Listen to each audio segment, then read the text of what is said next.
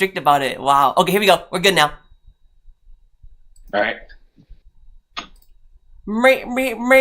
What's good, family? Can you hear me? We are live. You can see me? Oh, yeah, mic check. We in the house. Today we have a special guest. Just a quick backstory. Yeah, so See the Rapper basically is like, can you guys see me, by the way? Hold on.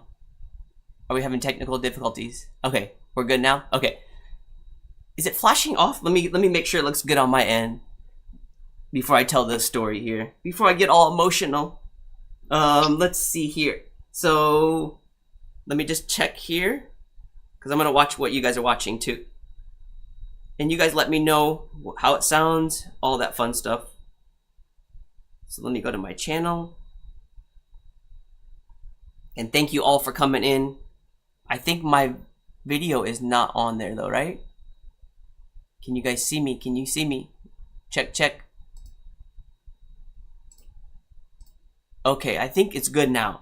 Let me check my channel. And there's a live. Oh yeah, I think we're good now. I don't see my face on that. Oh, now we're good. Now we're good. Sweet. Okay, so little backstory. I met See the Rapper because I did these rap challenges, and like not a lot of people like came through. But like, there was always this one guy that would just like always like coming through my rap challenges. Like, who is this guy? And like, it's See the Rapper. Like, he just kept showing love. He kept coming into my life, like my life, because he was like actually like going through my like old archive of all my beats and like using old obscure stuff. I'm like, man, like this is so cool. I gotta like get to know this guy a little bit more. And like, he just kept showing love, and like, from basically here on out, like we just kept like vibing, and like it's so dope. So long story short, here we have See the Rapper. Yeah. Yeah. What up, y'all? How's it going? Let's go, my buddy, man. What up, y'all? There he is, How's y'all. How's it going? How's it going? Here in the flesh. Hell yeah, what man. What up? I can't see the chat. Sonny got to relay that chat for me. Yep, How y'all doing tonight? I'll keep control of the chat. Yeah, man. This is gonna be fun. So I want to start off with just something like a little icebreaker, if you don't mind. Let's go. Alright, so basically like I'll give a category, and then we have to say like the thing that comes to our mind. And if we say the same thing, then we get a point, basically. So like oh, okay. Right, if I say color and I say 3, 2, 1, and I say blue, you say black, and then it's like, oh no, we didn't get the point. So like that. Cool? Alright. Okay. Okay. So, and the chat can play along too. So you guys can play along. So first category. Sounds fine, but can't see you. Can you guys see me now? Okay. Anywhere else? Okay, I can't see you, Sonny. Now we can. You can see me? I can't. You cannot? Can y'all see me? I can't see Sonny. No, Sonny. Yes, me? Really? Okay, you gotta tell me that right away, because I want to make sure you see me. Can you see me now? No. Alright, let me go like, okay, the live can see me, but you can't see me. That's okay. I mean, I got a nice picture of you, so, you know. Interesting. I wonder if I can go like this real quick. Let me shut my camera off. Here we go.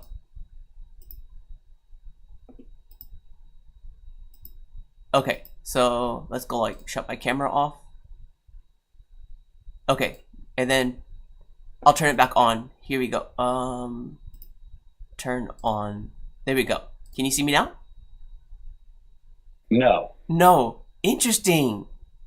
I wonder why. Everyone, I can't see you. Everyone said they can see us on the in the live, so I guess yeah. I think we're good. It'll then. be all right. It'll be all right. We're good. Maybe it'll pop up eventually here. It could be me. Maybe it's me. I don't know, but it's definitely showing your picture, so I know when you would pop up. So okay. But it's all good, man. Sweet, sweet. All right, so let's get to the first category. You all can play along. It's basically like associations, but if you say the same thing, you get a point. So, ready? First one. Sports. Ready? 3, 2, 1. Skateboarding. Basketball. Oh, I was gonna say skateboarding because I was thinking you're gonna say skateboarding. Dang it. Ah, basketball. That's I got a right. skateboard right here, but nah. You love the Suns, I gotta right? rep my Suns. That's right. I love my Suns. Phoenix Suns. That's right. Like ever since you were a kid, right? Yep. Ever since I was about maybe 4 or 5 years old, my parents put me in Phoenix Suns gear, and it started sticking.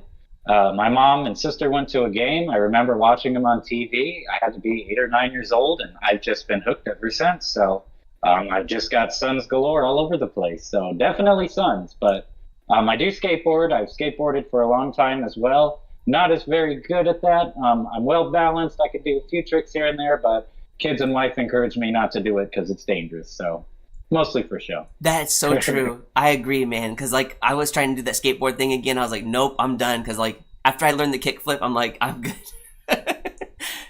Right. Oh, your ankles. Oh my Hit gosh. your ankles nonstop. Yeah, very good. So we didn't get a point, but I like hearing your background story. Thank you.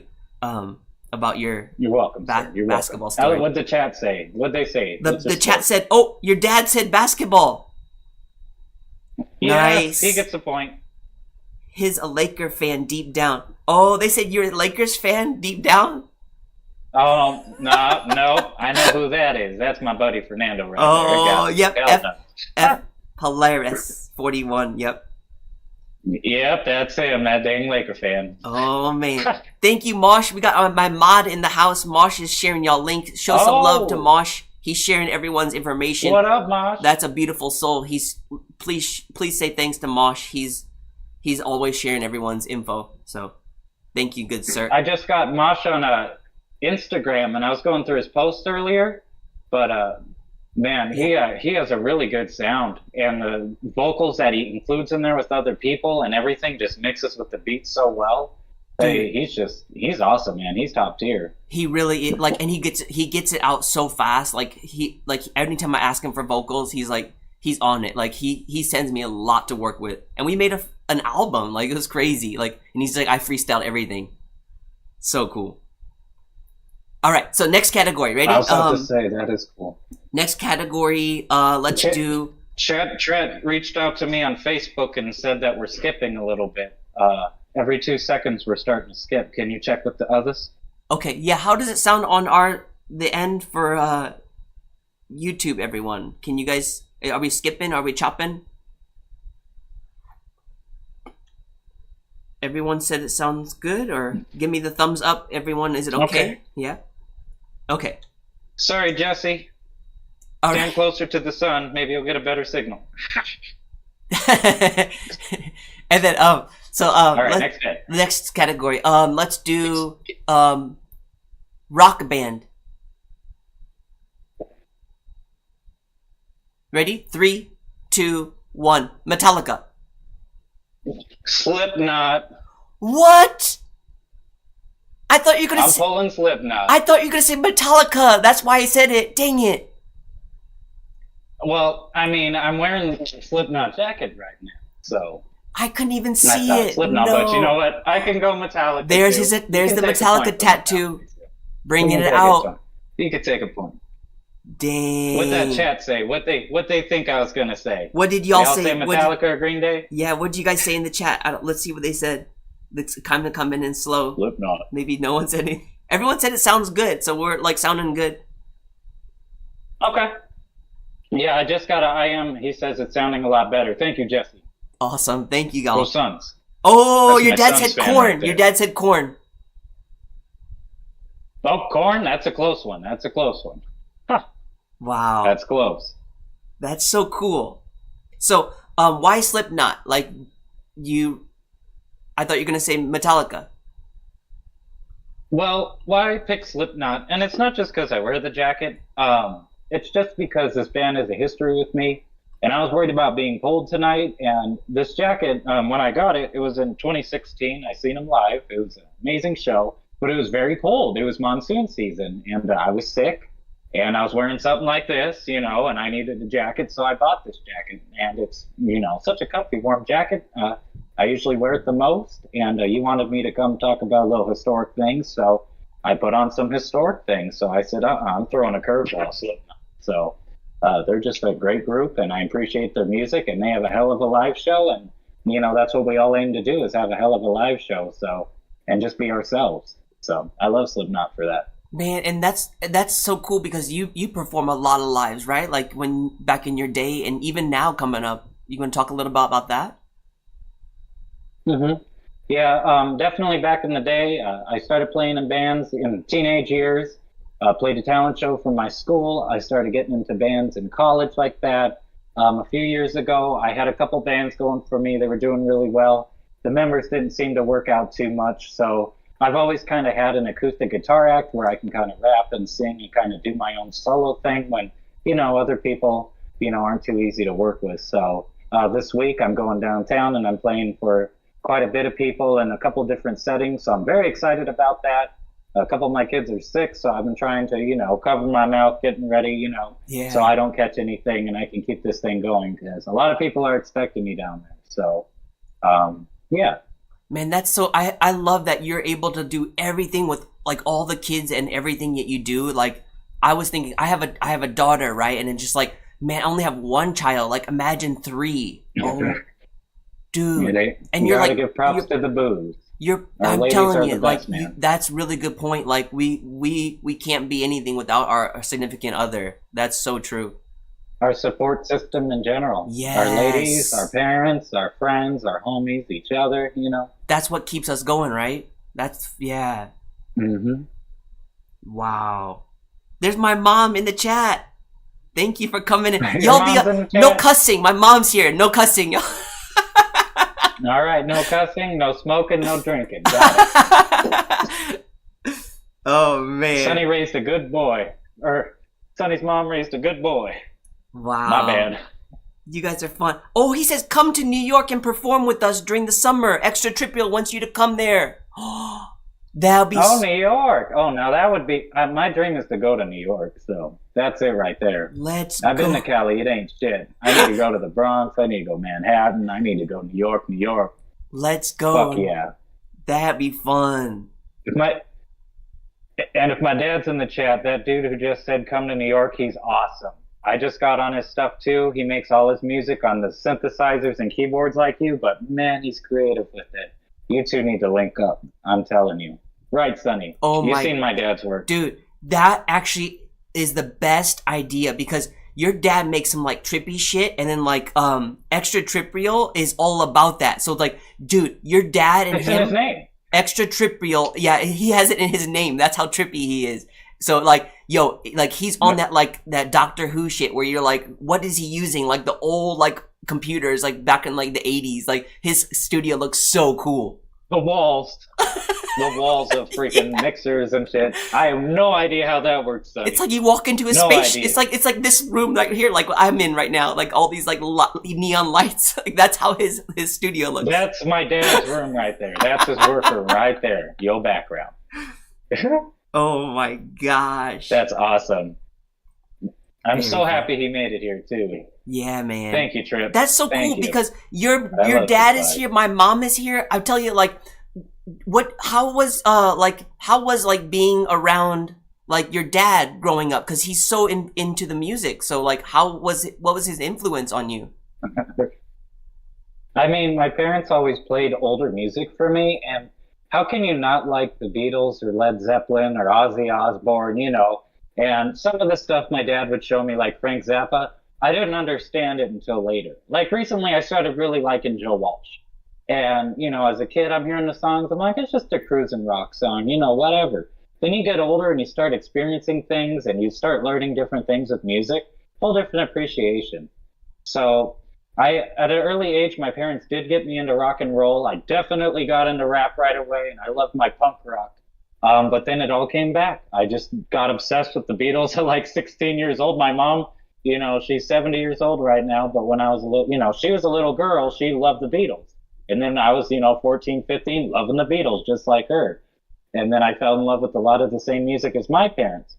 But the good thing I got to say about my parents is they were open to what I liked. So Eminem, they got me this, and they like Metallica because of me. They never heard of Metallica before me. They never heard of some of these metal bands. I showed them metal and Eminem, so and Green Day and stuff. So we traded off. It was cool. I love that.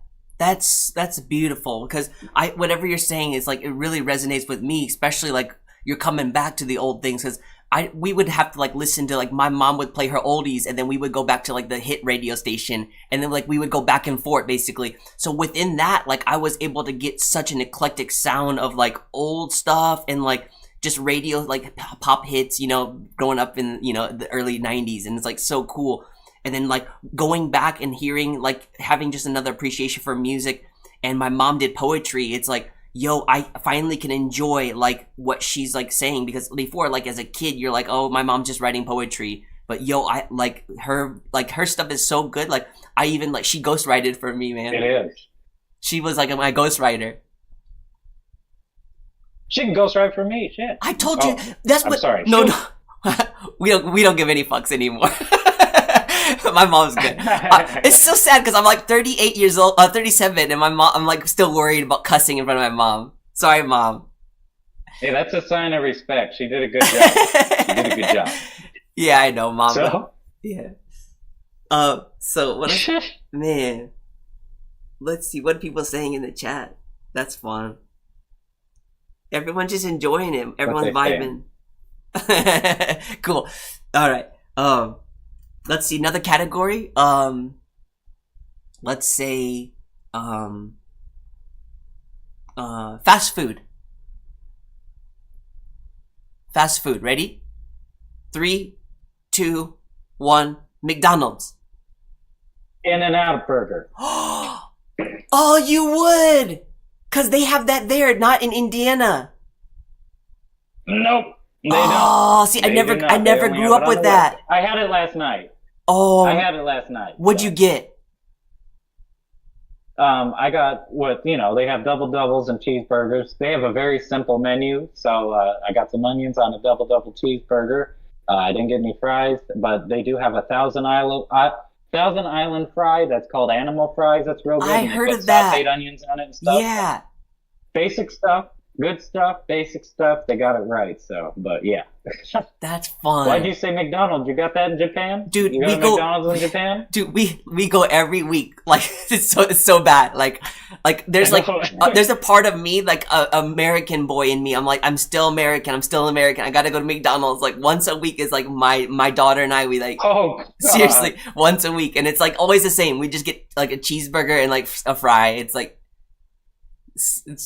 I heard it's better there, but it's smaller quantities. Yeah, I can see that. So instead of a big ass burger, but now the burgers here are smaller. They've been fooling. What? So now they tiny. Everything's gonna be Japanese size now. Good size, so tiny. Yep.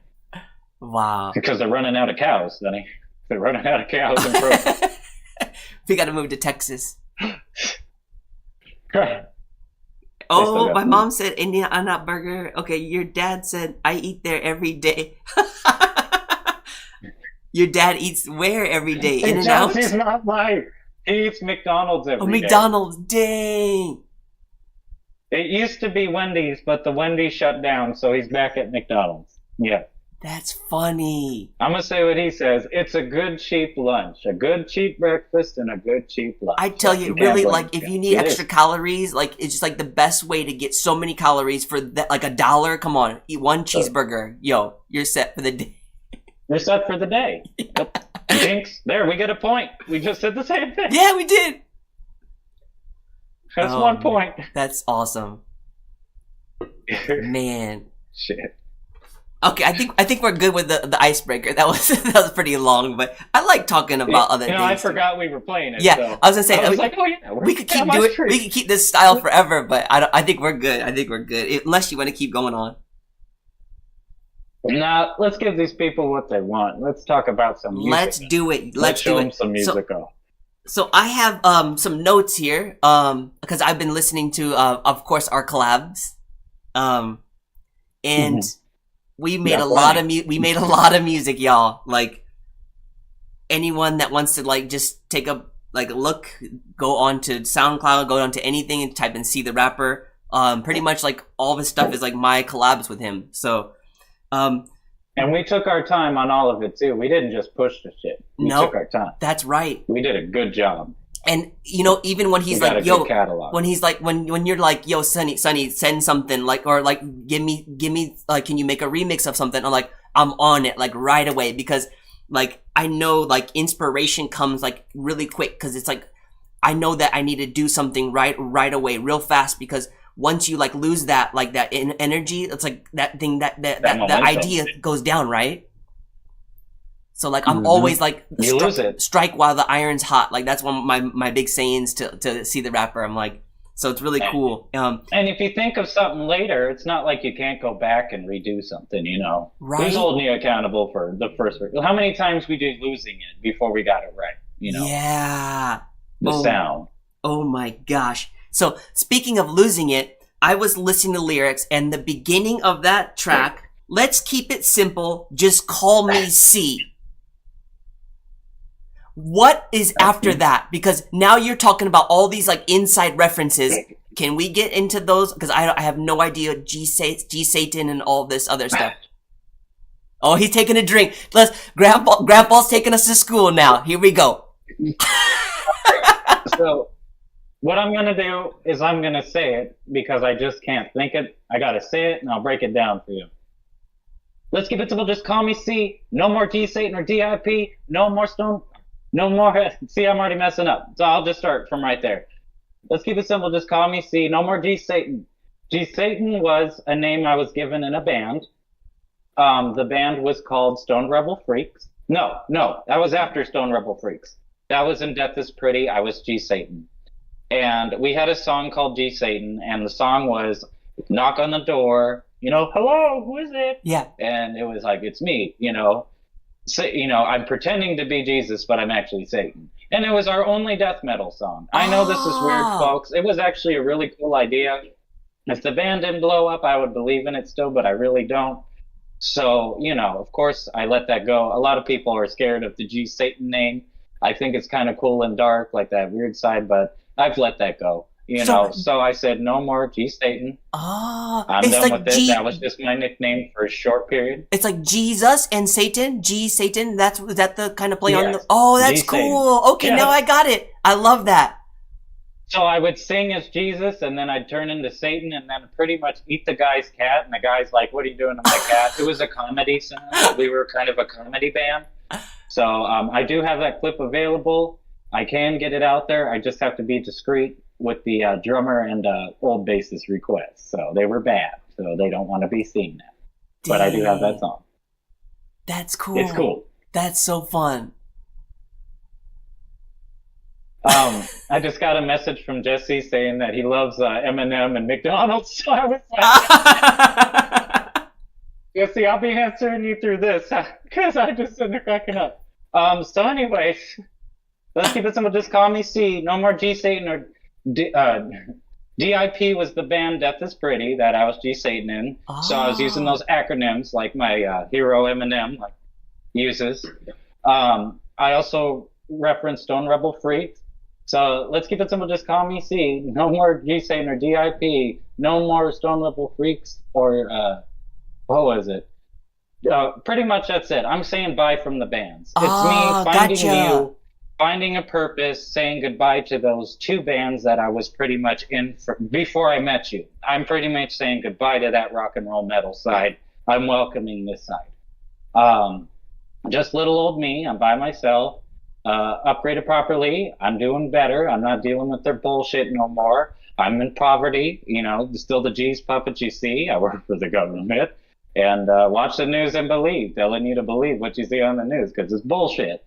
So it's just a creative lyric, you know, that whole segment is just me saying, you know, fuck you to the old bands. I'm done. I'm here. I'm strong by myself. You know, I'm still the same ass motherfucker I was, but I'm better because I'm by myself. You know, so that's pretty much what it is. A breakdown of all the acronyms of the bands and what we used to call each other. Yeah, and that was like one of our first ones, I think, wasn't it? Yes. It really, yes. So like, how was that in that part of your life when you met me? Like how was the difference coming from like a band life to like a single like solo life with like a producer out in Japan? I'm just like curious, like I mean, it's scary because you're not in front of me. You know, these guys I was getting in a room with, you know, 2, 3 times a week for a couple hours, practicing these songs, playing sometimes at places, playing live on the internet, you know, and always talking, always coming up with songs. And then when it's you, it's like, here's a beat, right to it. You know, it's different. But before dance that, for me, monkey. Yeah, I was right. doing my own beats. Yeah. It was doing my own beats, and it was hard because I was only using limited tools, and you have everything, you know, and this is what you do. I'm trying to do it so I can be, you know, something new by myself. And then when I got a hold of you, it was like, oh, I can rap on your beats. You're all cool about this? Okay, like that saves me a lot of time. So I started working more on my rapping and stuff, but not worried about the instruments, you know, because that side of me really is gone now, unless I did go to acoustic shows. So, you know. Wow. So like that's a beautiful thing because it's like that's exactly what like I think that's so like we're just focusing on exactly like what we need to do. Like I love just making beats, right? And then it's like now you can just focus on vocals. I absolutely love that. And what's so cool is that like you are able to like do all of like the vocal mixing and mastering. So literally I just send you the beat and like that's how we're able to get stuff out. Like you're so good at like understanding like the mixing and mastering because I'm still learning about that. So like how did you learn a lot about that? Well, other than my dad, I mean, my dad only taught me how to get the stuff on the computer. I'm not lying, Dad. You didn't sit there and say, you said, this is how you get it there. This is how you do your thing, you know, and I figured out how to get beats on my own and stuff. But honestly, like the way I learned how to mix, I don't know if he's here in the chat right now, but he's with a band called AG Sessions. They're a skater punk band. His name is Alan. He's the lead singer, lead guitarist. And I worked with him for a lot of years. He's a very good friend. I don't know if he's here, like I said, but check him out. But yeah, he sat down with me and he listened to one of my recordings once and he said, you know what you guys need to do is you need to do this, you need to do that, you need to try this, you need to try that. And it got me thinking and experimenting, you know, panning the vocals left and right to each different earphone. Like I never did that before. You know, putting up treble, putting down bass, getting that muddiness away, having a clean guitar track under a, you know, muffled crazy guitar track or an acoustic under an electric, you know, per se, just to kind of build that volume and bass under the song. And once he taught me that, I started thinking. And like with my vocals, I started panning left, right, and middle, and putting the treble down, putting the bass up, having different stuff here and there. And over time, you start getting better at it. And if he didn't tell me to make multiple of the same track and pan them like that and mess with that stuff till it sounds good, I would have just sat there and said, I'll raise the volume, I'll lower the volume here, we're good. Because that's where I was before. Yeah. And he taught me that around the time I was about to start playing in bands. It was right before, actually. So when I was in the bands, we didn't go into an actual studio. I bullshitted with my phone and other recording equipment because I couldn't actually get them all linked up directly into something. But whenever I would be able to mix up and I started doing music on my own, I immediately took that down. Immediately. Like on the 23 song. Yes. Oh, man. Definitely. You know, I'm so happy we did that because it's like I used one of my favorite beats, the last prayer beat, and I'm like, you were like, yo, you want to do something with this? Oh, man, I thank you so much. That's a cool beat name. That's a cool name. That was so cool. Like, anyone that was, like, watching, basically what he did was, like, he's like, you want to remix this? And, like, I'm like, oh, my gosh, I would be honored. And I have a perfect beat for that. So I just took his vocals and did my own thing. And that's what's really beautiful with working with people that are just, like, free with their art. He's like, I know you'll do something dope with it. Have these vocals. Go ham. And that I tell you, as a producer, oh, my gosh, it's like, it's Christmas when I hear that. So thank you. That's awesome. Thank you for believing in me, and I believe in you. But remember, like we always say, is like we go back to just love yourself. You got to believe in yourself, and that's what's so cool. Like, what gives you the drive to keep going? I mean, when I knew that music was me, you know, I knew I couldn't give up. And when I met my lady and we started living together and stuff, it was hard. Finding the time, finding the confidence to do it around her, because I am generally a shy person and, anxious and shit. That's so interesting because it's like you're like the rock star. Like you're supposed to be like on the stage, like going crazy, but like you're actually really shy. A lot of them are, though. I've learned a lot and it made me feel better knowing that people who are up there performing, every day, all the time, big names, they're scared to this day. They're nervous until this day.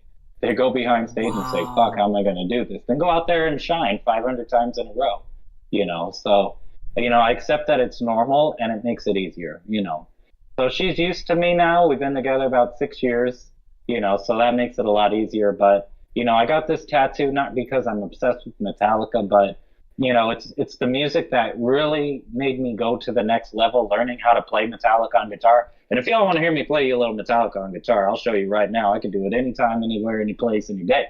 Oh, and their influence on how they wrote, I just can't stop. I want to be old 80, 90-year-old man making people laugh or entertaining them somehow in this music realm. So, Dude, I love it. It's like, is it like therapy in a way? Because I when I make these live streams, I'm like, man, you guys are just walking into my therapy session because I'm just like, having a great ass time. Ask any musician. Playing an instrument is exactly therapy. That's why we don't go to therapy, because it's already here. Ooh, bars, son, bars. Damn, but I if love all it. I was doing was rapping, I would need therapy. I need to play an instrument. Dang. There's a difference. There's a difference, but gotta love the fucking spitting, man.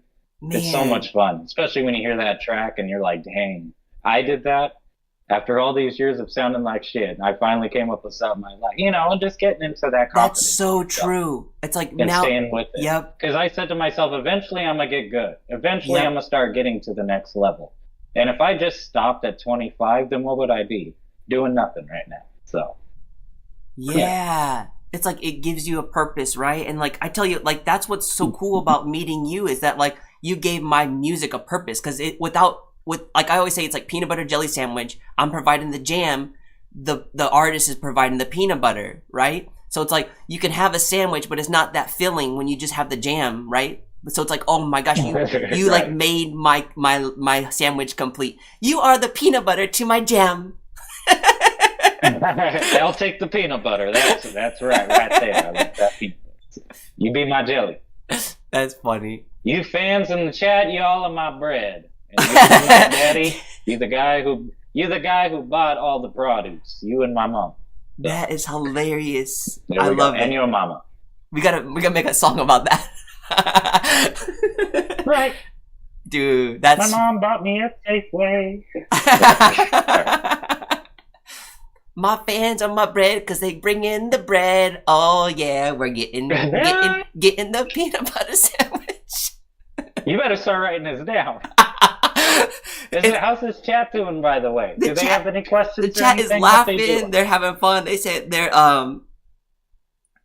Kyle's been in the basement too long and losing track of the days. Oh wow, Kyle has been in the basement.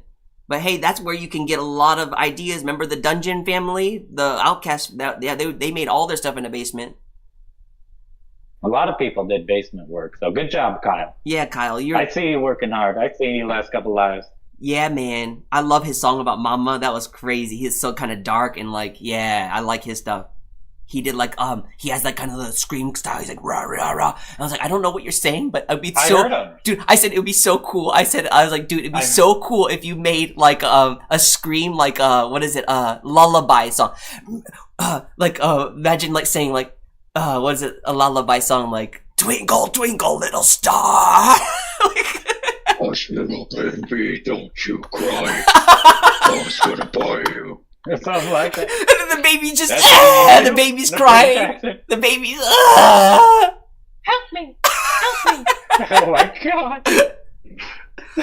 I said that's a $1 million idea right there, and then just give me the royalties.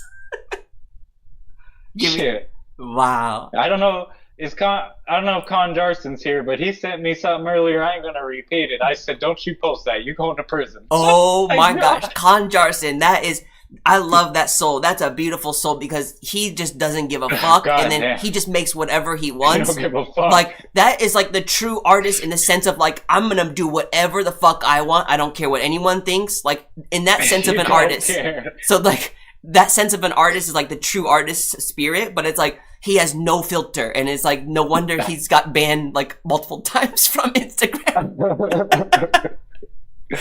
I can't repeat anything I've Nope. seen him say or do, but oh my god. Yeah. Con Jarson, y'all. Oh my god. Yeah, I did a song with him actually before I met Sonny, I knew Con, and we did a few songs together.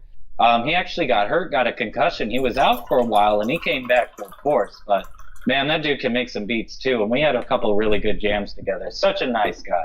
I hope Con's here. But really I did can. post our song again from my live. He really Y'all check can. it Like, out I was on my listening, page. like, as a producer wise, like, his stuff is really catchy. Like, I'm like, this is actually, like, as crazy as it is, like, I feel like, yeah, he's gonna be like successful, like really soon. Like, I feel like he just keeps it up. And his voice. Like, he just has a, His like, it's voice just is really good. catchy, and he like, that style, but I don't give a fuck. Like, no one's doing stuff like that. Oh god. He is hilarious. Oh. Oh my gosh. Oh god. That's funny. I wish he was here. He'd be saying meow in the chat. Oh man, he would. I'd be like, woof, Yum. woof, woof. Woof woof. Alright, what's going on? What's going on? I wrote some notes here. Man, you gave me my anthem. You gave me my, like, Yes. like, anyone that's watching, like, have you ever seen, like, all my stuff that I post? Like, it's always, like, the ending, like, the song is Love Yourself. Like, I'm like, finally I got my anthem. I want this song played at my funeral. Oh my gosh, it's just so beautiful. Like, how I made the song, and I'm like, I think I sent it to you. I said, can you do something with it? And like, yeah, like I had it just as it is, right? I didn't even think about you getting on it, but I was just like, let's see what you can do with it. And then you came back with it. I'm like, oh my gosh. Like, I was just like, my mouth was like open the whole time. Like, dude, I think I said, like, you gave me my anthem. Like, this is what I've been waiting for, like, all the time. I'm like preaching love yourself, and like, you could finally be that, like, the image behind it too. I mean, mental health awareness is big, man, and it's coming up front. It's here. You know, some people don't accept it yet, but you know, even that, they're going through it. You know, and they have to accept it for themselves.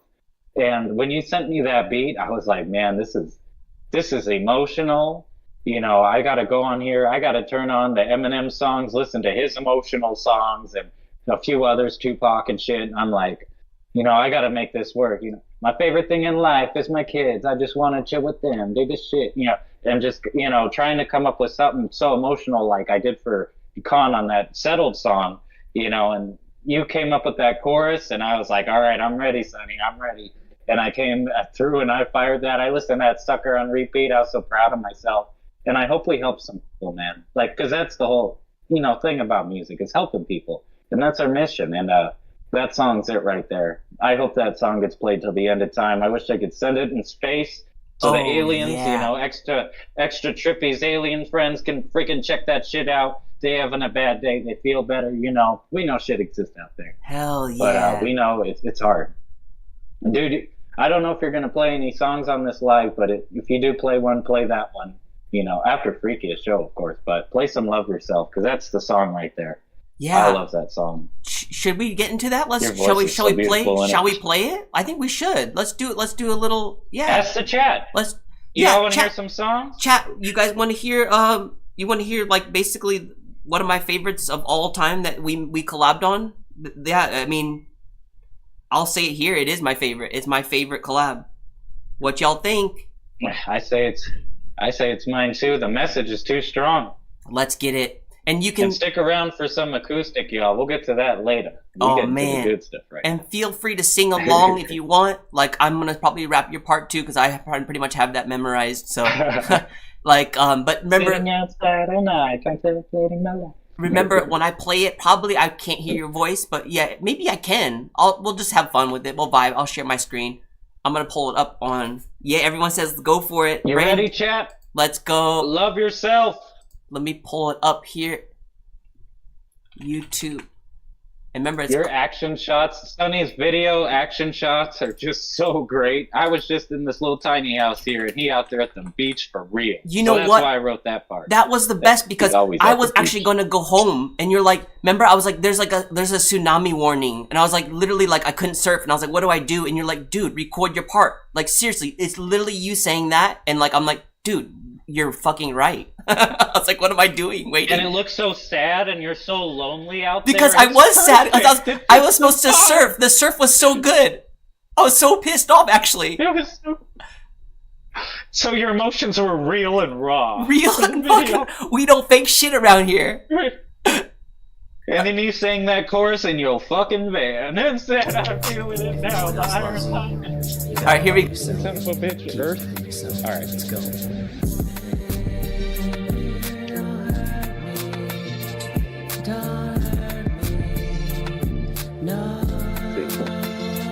He was asking me a question.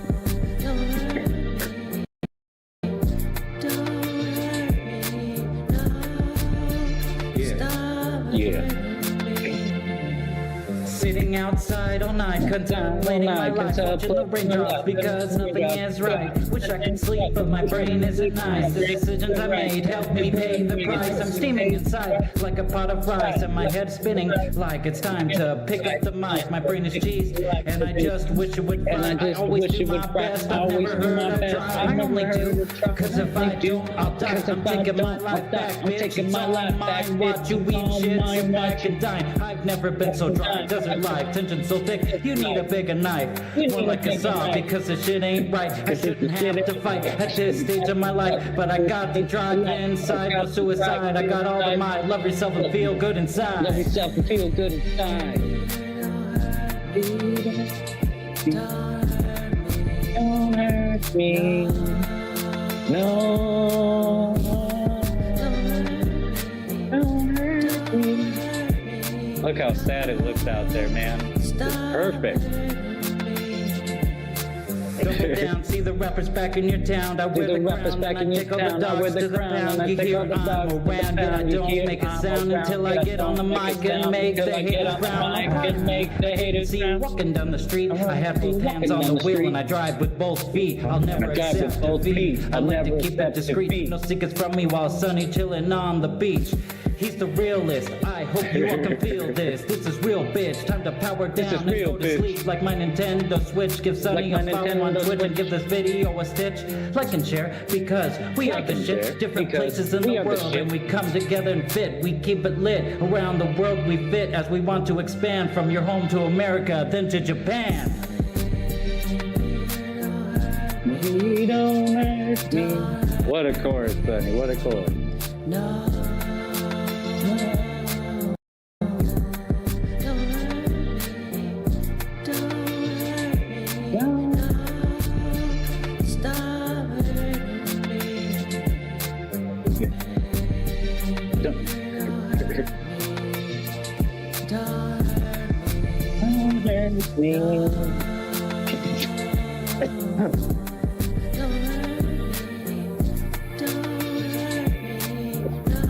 Last verse was the hardest to write. Don't hurt me. Now you can't unsee. I love myself and I love my family and my producer, Sonny, and any fan that wants to hear from me. And fuck my enemies, y'all. In my world you see, I've let go, I'm free. No more backstabbing, but I keep it friendly. On the scene, I don't wanna get mean. Love yourself and breathe. Love yourself completely and endlessly. Peace out. This is Sunny, and this is C. C the rapper. Sunny side up. I just knew on that third verse I had to pace it out. Make it slow. Make that message stand out. Make that message come out. Keep loving yourself. Let's go. Oh yeah, y'all. Look, I'm wearing the jersey right now. Look That's at that. it. I got the jersey on right now. Shout out to the beautiful Love wife. yourself, jersey. Shout out to the beautiful wife. Yes, thank you, baby. I don't know if she's watching. I think she is asleep right now. She falling asleep, so. She needs her Thank you, sleep. baby. Thank you. That is amazing. You helped me help Sunny. Man, that was so fun. Now you're sharing your screen, so I can kind of see everything now. Oh so no, that's you got kinda all my cool. passwords. Don't I look couldn't at. see none of y'all before. Oh, you all are going crazy. Don't look. Don't look. Oh man. Oh, right. that chat's going insane. What up, y'all? Hey, let me fix my hat, my hair. Oh yeah, me too. I gotta fix my hair. Smoke. I got mine brushed back. I ain't having nothing sticking out today. Wow. How long had you been growing your hair? Well, I started growing my hair in freshman year of high school. I was an ROTC. I was an A+ You too? ROTC student, Dude. but I did not put my hair in a ponytail. I was ROTC also. Rifle Were club, you right? Navy? I was Navy. I was like we had a rifle team and we like came into their like another Oh. affiliate school. So we shot 20. Yeah, we had that too. Yeah, did you do the 22? Yep. Oh man, that's I did the navigation stuff where I had to go out in the desert and find checkpoints and all that. That's what I like to do. See, I did the we just had an affiliate program where we went to another school and we did the rifle shooting. That's awesome. I didn't do the rifles. My dad wouldn't let me if he's still in the chat. So Dad, I did the no. I tell you, like, just like learning like basic gun safety and like being in like the desert too, like just like hunting and like I love that lifestyle. Like I love the old style of like barter systems and man, that's so fun. Yeah, it's cool. I know I went through loading it and playing with it, but I didn't get to go compete or nothing with it, and practice or none of that. It was just a day of it, unless I got on the team and it's like, nah, you ain't doing that one, son. So I just like, okay. Yeah. I want to do basketball anyways, so. That's But right. yeah, I had my hair long from then. They used to bitch at me because it would come down my little, it was a Navy hat. And I said, I ain't putting it in no fucking ponytail. And I got through. And then I just kept letting it grow. And I just trim it down, every once in a while, get the split ends. And yeah. That's awesome. So about since I was 14 years old, I've had long hair. And if I don't have long hair, I got cowlick. So my hair sticks up all crazy. So just keep it long. Long or bald at this point. Yep, and you can see which one I chose. Spit take? Damn. Did I get a spit take? Oh, I almost got you. I went. Yeah, I still got my hair though, y'all. It's just bundled up. That's It's awesome. Bundled up. That's that rock star life, man. Like I feel that's dope. I love seeing you with long hair. It's so cool. Got to be a rock star rapper, so got to have the long hair somewhere. So. Man. All right, someone has a question. My mom was like, "Did you ever go through a dry spell where you couldn't write for a while?" Yes. Great Definitely question. there's been periods of my life where I felt down and shitty, or I just wasn't focused, and it just took talking to the right person or hearing the right song to get me back. 3 years of school, not having too much, available, then having everything available. I did a pretty good job at staying with it, with my dad having a bunch of cool shit, and getting into bands real early into college and all of that. But definitely when I first had my son, I can't even say there was a break there, because I met this dude. He played acoustic guitar. I played acoustic. He ended up being my bassist. We ended up having those bands I went through, and then I went through a new band and stuff. So I never really had a period. And even after the bands, I was so pissed off and sad about losing being in a band that I kept doing music. So, I mean, you can look at my uploads to see if there's any space. I know that I have had cadences where I just couldn't come up with anything and I just didn't have the time or something. But I always was playing. I always was writing, always was playing. It was just the recording that would slow down. So even today, I'm always playing, always writing. It's just recording the stuff. It's hard to find that time. So it's about making the time. So like time management, leadership skills right there. I tell you that's so true. I see that too with me. It's like if I have an idea, like I just like I use my phone and then like there's like the voice thing that like has like like the voice recorder thing. I just use that for like any like melody ideas, or even my daughter just like has something. She gives me a lot of like inspiration for like just random like rhythms or like sounds and stuff like that. Like so I like record. I'm like say that again, and I record her voice and like. I'm like this like crazy dad, like producer dad. That's right. We love sounds as producers. So like, how do you capture your idea? What do you use for your ideas? Like, you have a notepad or? if I do think of a random lyric, I will jot it in a notepad, or I'll put it like on a text message to myself, so I'll see it and keep remembering. But yeah, like if I'm doing a guitar riff and I don't like, I'm just hanging out and I come up with something cool, I'll definitely throw up the voice recorder on my phone and hit it, because that way I'll come back to it. I've sat down, like for the band, they wanted me to write out the music. My first band, well, my first recent band, I have had stages of band. So my last two bands, the second one I didn't have to write it out, but the first one I did. So I wrote out the music to all the songs, so that way the other players could kind of know what's going on and stuff. And when I would write riffs and stuff, and I didn't have that paper and stuff available, I'd record it. And I would record it regardless, just so I wouldn't lose myself somewhere, because I'm not really a music, like actual note writer, but I had to do it for the guy to make it work for him, and it was great. It taught me a lot. But yeah, definitely my phone. My phone all the way, writing it down on my phone, keep listening. If you send me a beat and I have a cool idea, keep listening to it. Like your NBA Jam beat, it was stuck in my head the other night, and I woke up the other night and I had some like thing where I was like, shit, go, or something like that. And I'm like, I can't say that in a song, but it comes like that. That's what I want, my brain to think about it and put random shit with it until I think of something that works. So that's about it. That's cool, man. I tell you, I think that's like half the battle, like, because anyone can just have the idea, right? Everyone has like the idea, but like, what are you gonna do with it? And when I heard that Love Yourself, I made sure that when I put that together, I gave you what you wanted, and I knew what your vision was, and I knew what I wanted to hear from myself with what I know I can do with my rapping and my voice. So I wrote a lot of it prior, but that third verse I kind of wrote with it. You know what I mean?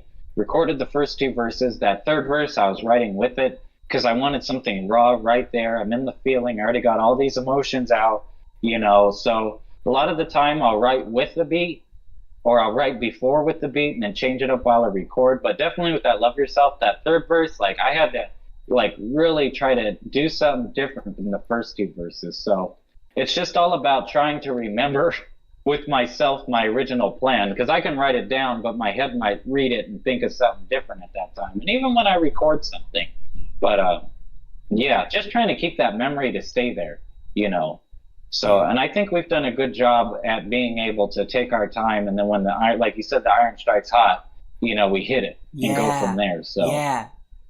You know, that's another thing is that what I like about you is like we're just patient. Like a lot of people, it's like everything's quick these days. Like you got to do this, you got to do that, but it's like our time is like we're just like we're here for the long run. We're like this is a marathon race till the end of end of time. Like we're taking our time. Like that's what I really like about working with you, because for me, like I can't, like I'm really bad under like pressure. Like if someone's like I need this, I need that, like I'm like whoa, calm down. I'm gonna like refer to another producer because I'm not about that.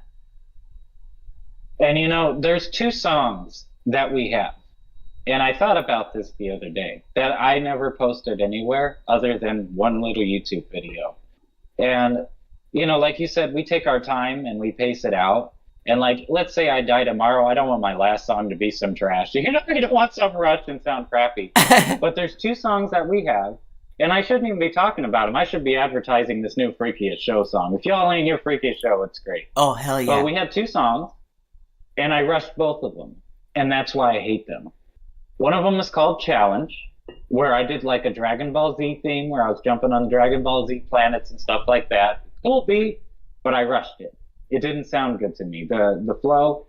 And the other one, I can't even tell you the name, excuse me, but it's the one where, excuse me again, you collabed me with this YouTube guy that modded video games. And he modded Pokemon into Grand Theft Auto.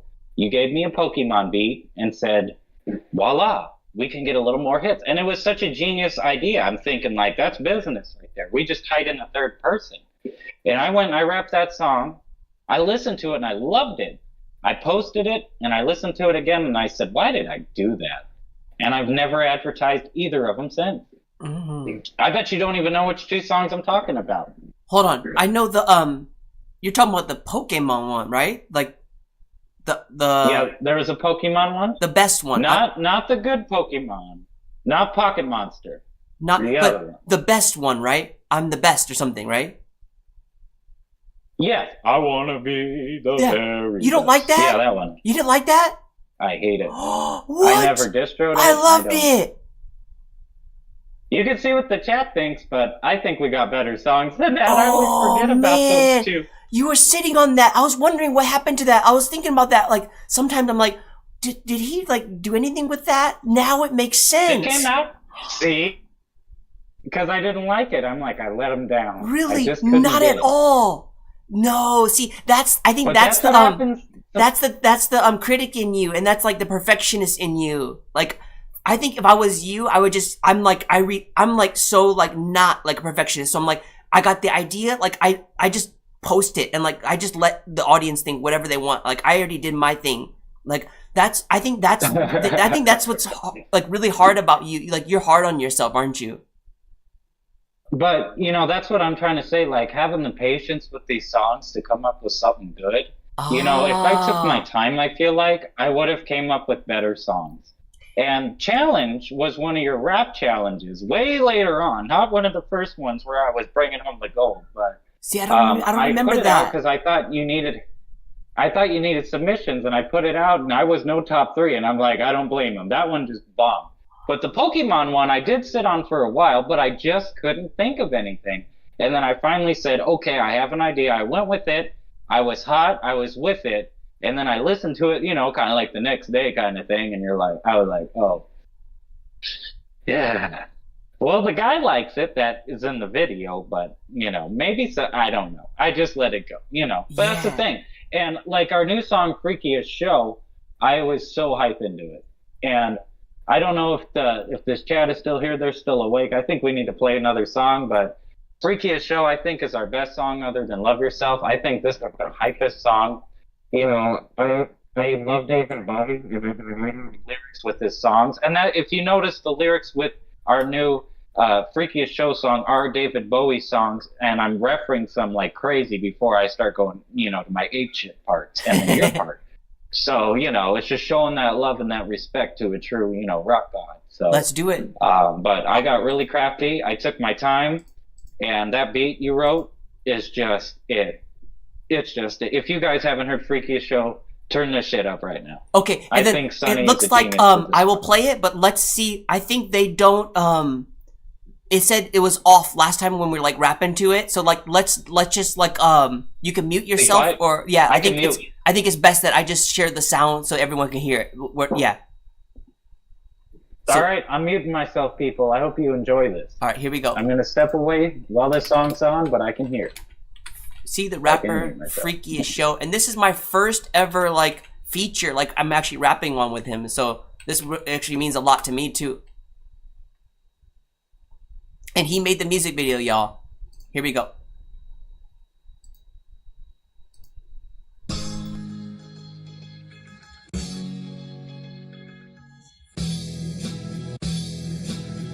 David Bowie.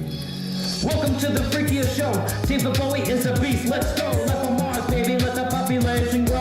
It's the spiders on Mars. Never minded to know. Let's dance. It's time for some changes. djsunnysideup. Talents be ranging from rap to hip hop to Starman blazing. Eyebrow raising. We could be heroes while everyone else is chasing. Little did they know we bad like Freddy and Jason. I be like Squid Games, hungry for money. I can taste it. We'll beef with anybody rapping out up there. Mama's little motherfucking basement. I ain't bad, just a guy you don't wanna be facing. Game 6, MJ undefeated, I'm laced up. $20 sneakers on, my shirt say Donkey Kong. And yeah, I'm fast like Tron.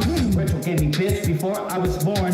You stick out my shit like some pieces of corn. Look at my brown eye bitch, you just lit up this storm. I'm about to flush you in the trap, I can't do this no more. The more I see you post, the more I hit ignore. I don't even follow you any fucking more. But when you pretend you're someone you're not, you cry and whine and suck up your snot. Then ask for a collab, did you not?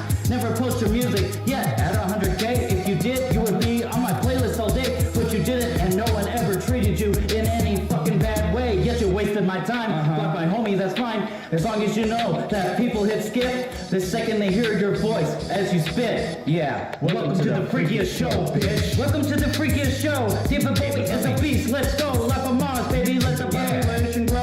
It's the spiders on Mars. I'm minded to know. I wanna stay home. Freak no freak show, I ain't no freak hoe. Get off the streets and into my beats. This is DJ Sunny Side Up, making them beats for the realest. That's see the rapper, never dapper. Let's go, keep it going on the flow. This beat's so hard, I had to get on it. See the rapper, show them what's up. Let's go, like a mod, baby, let's populate and grow. This is spiders on shoes, and from Mikey and Show. I want to stay home, I don't want to go, unless this beat's so much, yo. Welcome to the freakiest show. I had to get a little wild in here. You did. Yeah, I love getting wild. Yeah, freaky. Yeah.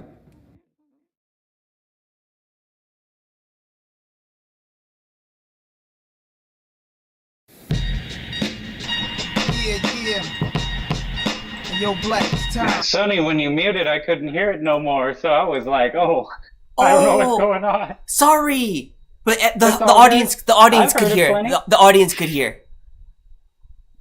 They can, as long as they can hear. Yeah, it. because I've heard it a lot, I'm live. so. I'm like a viewer basically, and I walked away to hear like what. Yeah, everything's good, Fantastic. dude. What you all think in that chat? You all like that new little David Bowie song we put together? And I love that can funny you part. can you tell like how we even like started on that? I think you're gonna have to tell that one, Sonny. All right, I mean, I so- sent you a David Bowie song, and I said, "Man, I wish you could just remix these old rock beats in the, Dude. you know, because I can vibe off this." 24 hours later or less, here you are. You Dude, told me what because you do. he was like, you were like, you made a video, like we have a private chat, and of course, like, you know, the producer and the artist have to be like in tune with each other all the time. And what I love is like we have our dialogues, and like, but he was like, you sent like this random thing, you were just like singing like that David Bowie song, but like the intro, I'm like, oh my gosh, that's that intro, that dun dun dun dun dun That's dun right. dun dun dun dun dun dun dun. I'm like, oh, I was like, all like I got goosebumps. I'm getting goosebumps right now just singing it. I'm like, oh damn, strike while the iron's hot, boom, and like what in like 24 hours, like I was like right away, man. That was like, oh, we got the So you're guitar. talking about the part where He's got it. you go that. Just that little part right there with the keyboards. That's all I needed. That's all I needed. I love that progression. I love that sound, and that's all I took from that. Allegedly. You want to play, you little Starman? Let's do it. That's the chat. The chat's the audience. Y'all want to hear me play Little Starman? That's The your real that's deal. the performer in you. You know how to like tend to the audience. I appreciate that, man. I'm so bad at that. I'm doing my best. What's that chat saying? They want to hear some Starman?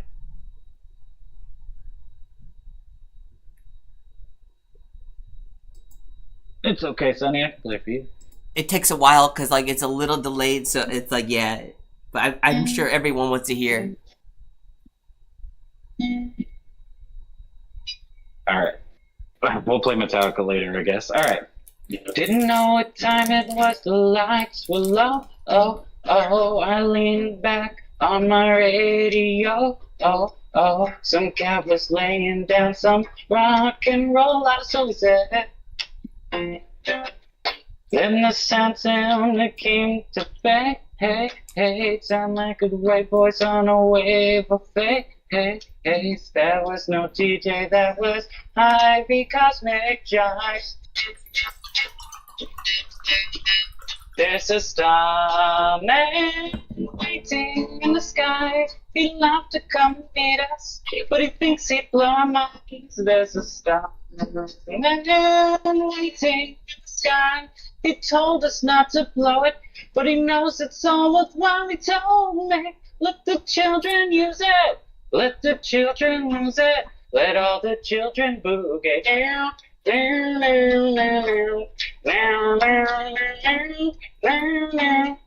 I had to phone someone, so I picked on you. Boo, boo. Hey, that's far out, so you heard him too. Boo, boo. Turn on the TV, we may pick him up on channel 2. Look out your window, we may see his light. If he may sparkle, he may land tonight. Don't tell your mama or she'll get us a copyright. There's a star man waiting in the sky. He'd like to come and meet us, but he thinks he'd blow our minds. There's a star man waiting in the sky. He told us not to blow it, but he knows it's all worthwhile. He told me, let the children use it. Let the children lose it. Let all the children boogie. Oh, everyone's going go, crazy in the chats. Starman. They want the guitar still. I see them. They're like, yo, they're getting hype. Keep the guitar, please. You want the guitar?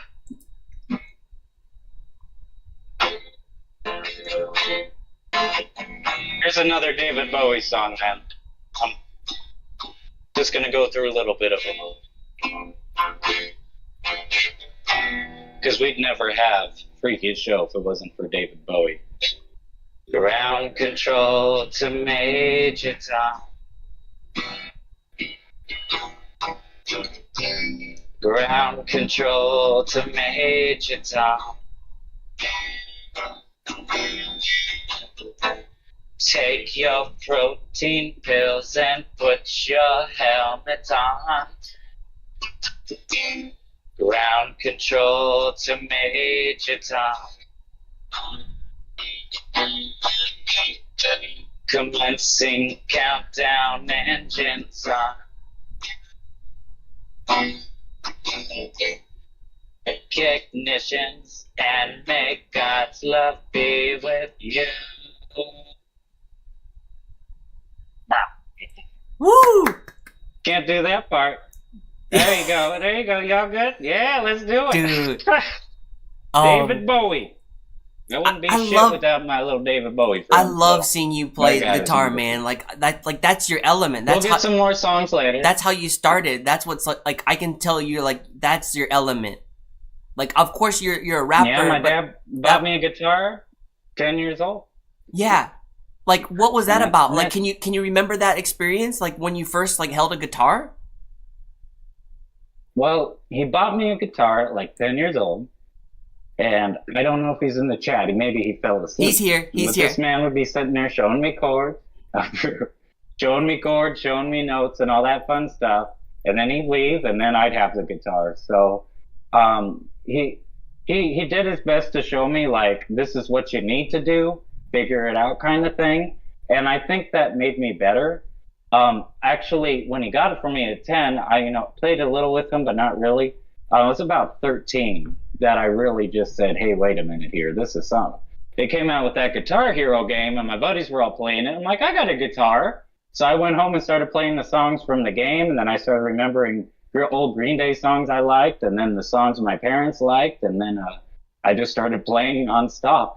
And I got good really quick because of that. So a lot of practice and a lot of just doing it. So he's seen that I was playing, this old cheap-ass guitar, and he got me the X series, which you guys will start seeing in more videos soon, and started upgrading me to Epiphone, Les Pauls, and Fender Stratocasters, and all kinds of shit, till I pretty much found the ones that I liked. And to support my family, times change, and sometimes you got to get rid of some, but I still got plenty of them, and so I've been playing for about 17 years straight. And I have no chance of quitting or ever slowing down or stopping. It's a beautiful thing, and my kids love it too. So, got to keep them motivated and teach them music, one way or another. So, That's beautiful, man. I love that. Like you're just like it's like the continuous cycle of like I see that too in my life, right? My mom taught us about music, and then like I'm showing my daughter about music, and it's like.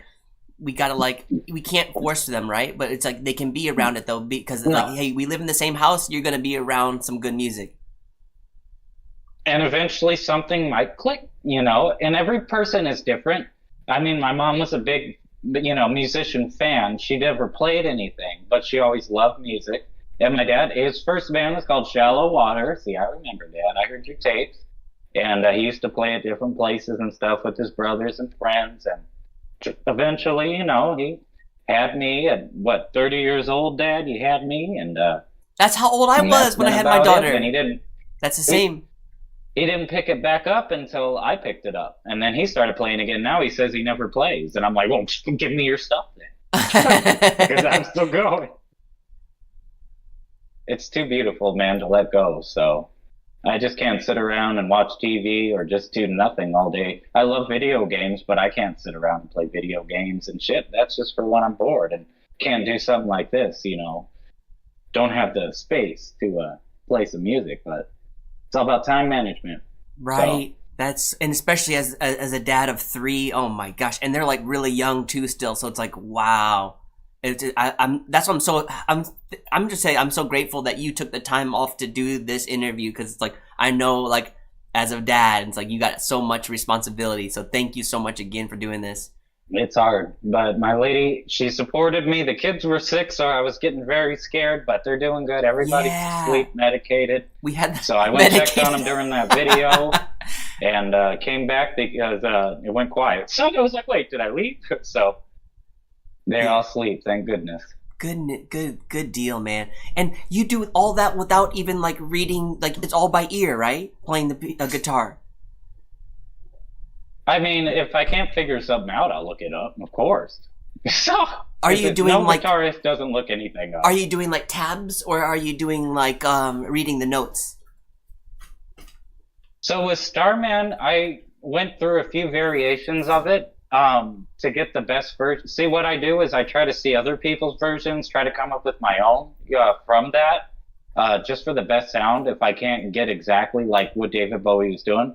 The intro to Starman, he does those 2 chords. I can't figure them out, and I've seen 10 different ways that's played. So it's a lot of things with guitar is preference, just because of tuning and playing styles. Like a G chord, you can hold in one way or hold in 5 different other ways, and because of that, people do different little tricks. So when I do a G chord, I try to make sure I can flex a finger out to do something else, while others might have a finger just sitting there stale, you know, or doing other things that I wouldn't be able to. So it's just, you know, I can figure out the key and the harmony and all that stuff, but to actually figure out the perfect notes, and especially like on that David Bowie song, like there's a lot of, when you're playing chords, notice my pinky was doing some work and it was changing the tone of the sound, and that's so important. And listening to this Bowie songs, I thought it was a whole chord change, but it's only one little note out of a whole chord changing, and that's how, you know, important it is. You sit down and you don't want to go up there and if you play something wrong, at least play it wrong, but make it sound right or good, you know. So if you're doing your own version, you know, still make sure you're in that same atmosphere of what you're doing. Because if I went in there and started playing the wrong notes, no one would have wanted me to play on the chat anymore. So that's a good point. So that makes me think about, have you ever done like covers of like, obviously like you... Yeah, because that's what you're gonna do in your live, right? That's like all your thing is all covers, right? Your performance that's coming up. Well, I had some songs on the set. I still might do some of my own songs, but I want to please the people. But I am gonna do some of my songs still. Yes, I'm gonna sing some Green Day, some Red Hot Chili Peppers. I got a Christmas song I'm gonna do. And definitely I have a good little Metallica segment where I mash up like 4 Metallica songs together on this baby over here. Ooh. So, yeah, I mix up the solos and I mix up the, you know, so it all blends together. So I kind of was Green Day too. I'm a hop from one song to the next. So that way I can make good time. I have a lot of traveling to do on Thursday because I have a lot of different places to go in X amount of time. So, you know, I'm trying to keep that set list about 20 minutes. So that's also a factor too. Do I want to play more of this song? Like I didn't play all of Starman, or of course all of Space Oddity. You know, it's just, you know, trying to get to the moment and do what you do. If it was my actual song and I was actually David Bowie, you know. But I'm gonna sing some full songs, but some good mashups and some of my own songs, and to see what they think. I wish I could go in there and rap though, but if I rap, it's gonna be with this thing, and I already have a few songs for that. So that's a good point. Yep. So like you have to like in person. You have to it's not over the online. It's in person. Yeah, that's right. It's in person too. I'm going. And it's like as a performer, it's like you got to think about like what the audience is gonna like, right? Because it's not like you can be like, oh, I'm just gonna do all my original stuff, and then they're like, I don't relate to it. So it's like, is that hard as a performer to be like, I gotta please them, okay? Or is it actually fun? I mean, I like, yeah, my dad will tell you, like, I covered a lot of Nirvana and Green Day because my music was very influenced by them back in the day.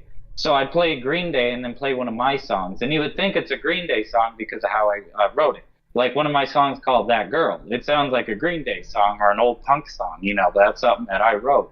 So I'm pretty much going to try to blend it all together. You know, people know Red Hot Chili Peppers, and I'm going to sing Under the Bridge, and then I'm going to rap Danny California because he raps in that one, you know, so I'm going to get him warmed up to it. So, you know, playing Nice. Metallica is metal, but I'm playing, you know, Fade to Black, Nothing Else Matters, and Master of Puppets, Enter Sandman. So a good, you know, That's a hard atmosphere list. of Oh my what they do. gosh.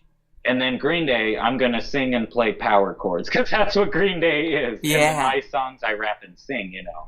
And that's a hybrid of Eminem and Green Day with Metallica solos. So they're going to get that and be like, is this someone else's song? And I always get that. And I say, nope, it's mine. That one's mine. That's cool. That's a good So- compliment then. Cause like, wait, this sounds famous. Is that something I didn't hear? Yeah. When I used to be in one of my last bands, we would do open mics. We'd bring our acoustics and the drummer would bring, you know, a little beatbox. Yeah. And we would play our songs and we'd cover maybe, like we covered a Korn song a few times and a Green Day song a few times and our songs. And people came up to us just asking for stuff, you know. So I'm like, we got to build a platform now. And I did. And then, you know, we got fans really fast. If they didn't, you know, kind of be dumb, it would have worked out, I really feel like. So that's why I'm like, nah, I'm better off by myself. That's on what's this so one. hard about being in a band, right? It's like you can't control what everyone's life is about. Everyone's going through different things. So it's like, do you feel like it's like life is easier now just being solo? Yes, less drama.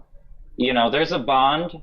There's a good bond being with bands. Maybe I just didn't meet the right people. I played with a lot of different types of people that were my best friends that I barely knew, that, you know, I met and just did music with. And it just depends on the drive and the person. And unfortunately, you know, the people I worked with were actually older than me and very experienced, but some got to their heads when we started doing really well because one of them turned into a very bad person and the other one went down kind of a bad route too. But it seems like they're doing good. You know, I have heard from them ever since the breakups.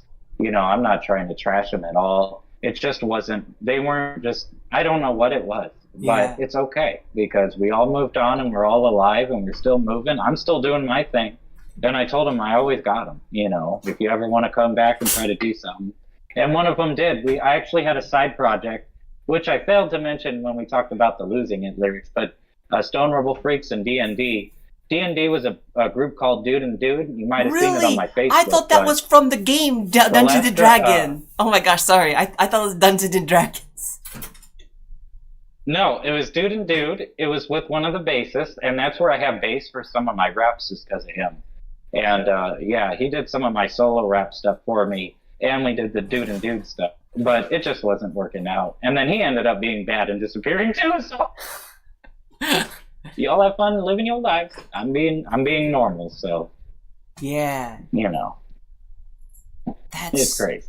That's so interesting because like I never was around that life, so I'm just like thinking about like, do you think you want to go back to that kind of band life ever? I mean, if I sit here and I'm just rapping and I'm not really doing anything with it, not really eventually getting to where I can do some online performances or some physical performances at places, you know, there is a good feeling playing with a band. I would like to jump in and jam with people, like a full time, like, you know, like I was doing before, 2-3 times a week, and then try to play and stuff. Like, I don't know if I do that until I'm an old man or something like that. You know, it took a lot of time away from me and the kids. And being what I am now, you know, I'm home a lot, I'm with them a lot, you know, and if I do go and start playing places and doing stuff, I practice by myself. I don't have to go somewhere, pay to play, you know, and practice somewhere in a studio because we paid to practice at some of the Yeah. places we went to because we wanted privacy. So we went to a lot of different studios and would pay and play and practice and then go do shows and shit. Now I could just do it all at home.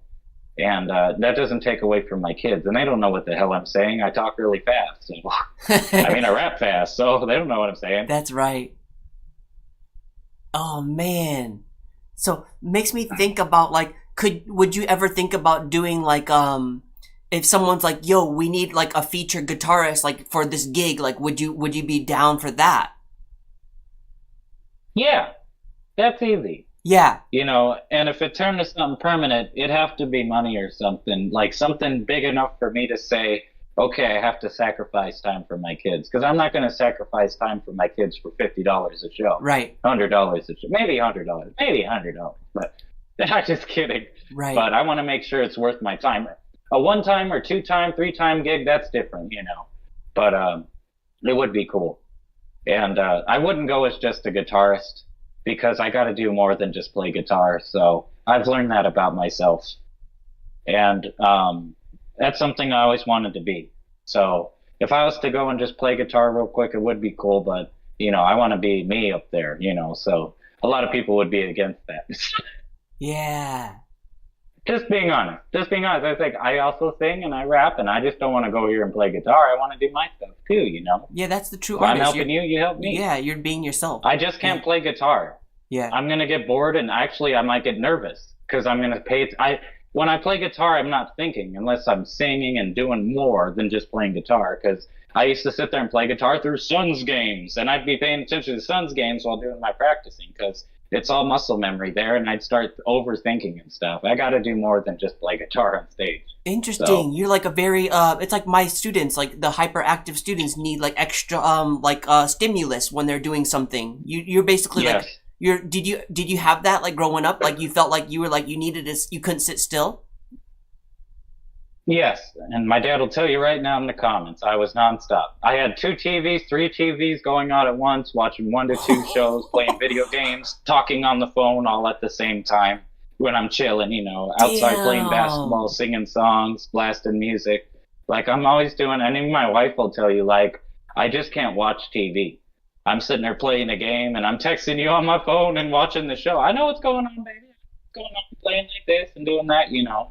I can't just do one thing at once, you know, unless I'm like recording a rap or recording a part into it, but that's different, you know. So I'm always like, you see, I'm very fidgety. I'm always messing with this, always hitting that, you know. I've always been like that though. That's cool that you know that about yourself though, and like you can use it to your advantage, like, you know. So I like that you like took something instead of just surprise, you know, like this is what I am and this is what I'm gonna do. You know, I'm gonna let them know up front, like, hey, if you want to play guitar, like, I'm gonna want to sing and do other things. I just don't want to sit there on my guitar. That's not really who I am anymore. Like, I've never been that. Yeah. You know, I've always sat there and wanted to be Eminem and wanted to be Green Day and Metallica, and this. I'm like, I want to sing and, you know, be the front man. So that's what I always tried to do. You know, they say, well, I mean, I could probably get a gig as a rhythm guitarist or a solo guitarist somewhere, you know, or lead guitarist, I mean. You know, but that's not what I want to do. I want to sing. I want to rap. I want to play instruments on the stage while I sing and rap, and you know, be the show to entertain people. So, and make the world a better place. Like, that's my big thing. And that's also like a big conflict in bands is when you have different opinions and different heads, and shit conflicts. I know what my goal is. So it's to make the world a better place, make people smile, honor those who, you know, like David Bowie and Metallica and Eminem and all these people influence me, honor them, honor my family, honor my homies like you, my producer, Sonny, you know, and just try to make the world a better place. That's so beautiful, man, because it's like, how do you like have time to love yourself if you're worried, if you're always like focusing on like performing and help, like making others like feel good? How do you like love yourself? I mean, when I see my people happy, like from my job, I take care of people. I love them so much. I keep them engaged. I keep them happy. I try to be there for them. And if I, without asking, and people are sitting there sending me messages, emails, I get phone calls. I get all kinds of things saying, thank you, Carol. I appreciate you. I see you. That's all I need. Then I know I'm doing something right. My kids are smiling. They're fed. They're taken care of. My lady's taken care of.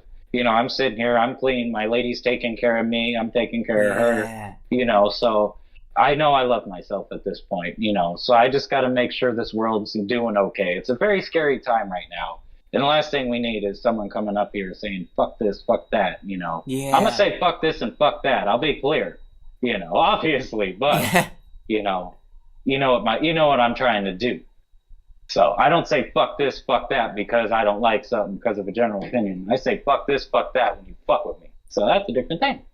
And that's actually a good segue into do you mind if I play one of my like probably the second favorite song I think of our collab? Yeah, let's go. Do you know what it's gonna be? Let's see if you know. Motivation. Oh my gosh, you called it. How'd you know? Dude. Hey, can I tell you something about motivation before you play? Okay. And this for you and the chat. This song was a song I wrote on my 12-string acoustic. I wrote it in drop D. It was originally a metal rap song. Go ahead, Sonny. All right. And if you could mute your mic, that'd be great too. Yep. All and right. I wrote this at 16 years old, recorded it this year. No way. More fans.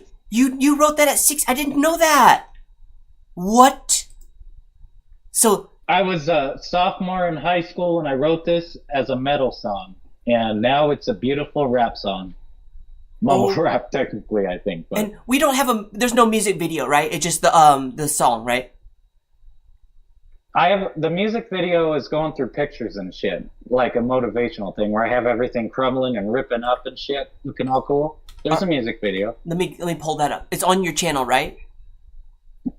Yeah, I played it on my live the other day. All right, let me see if I can pull it up It's here. there. See the rapper Go motivation. to my full videos. Let's go It's there. see the rapper. Enjoy, people. Let's go like that. Enjoy. This song has a meaning. See the Just rapper. like love yourself. This is don't give up. Don't fucking give up. And then You give up, you die. I love that you wrote this when you were That's pretty 16. much it. Like, what were you going through in your life No. like that made you write that though? It wasn't me, it was a friend, and they were going through tough times, and I wrote this song to help support them. And I used to play it on my acoustic, and I would rap to it, and it was like a metal riff, and yeah. And then when I heard this beat, I'm like, I gotta remaster this song. These lyrics are so powerful. I wrote these so young and stuff, and I like bringing my old stuff back, so. Dude, And it's staying motivation, it's staying on that track. It ain't altering anymore. So I this love is that it. story. Like, I never knew that. Actually, after all this time, I've been like vibing with it all the time, and I wrote this for you. And man, this is so cool. Thank you for giving the background. Like, I didn't know that. Basically, you had a ghostwriter. I wrote it for someone that was going through really bad times when I was in high school. So, yep. Here we go, y'all. Motivation, produced Let me by mute. me, rapped by our homie here, the one and only See the Rapper.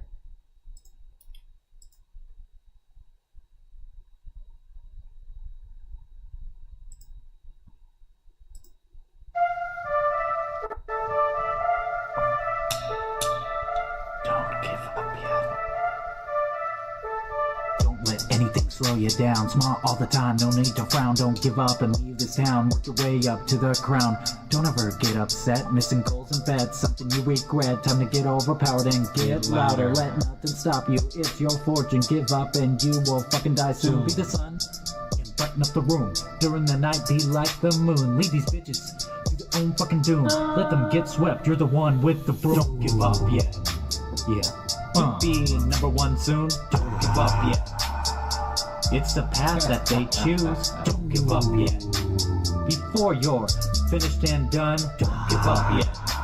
It's go time, let's have some fun. You're alive, let your anger arise. Ignore the people who despise. Whatever happens, happens, life's a surprise. Now close your eyes, and for the ones who left you heartbroken, they'll be the ones on the corner smoking, doping, collecting Peter Piper tokens. You will begin to get sad and thrive. The last thing you want to do is survive.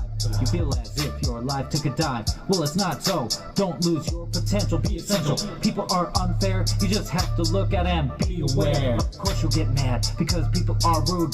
Calm down, I will include. Don't be like them and irritate. Don't be a victim, let your hate resonate. Don't give up yet. You'll be number one soon. Don't give up yet. It's a path they fucking choose. Don't give up yet.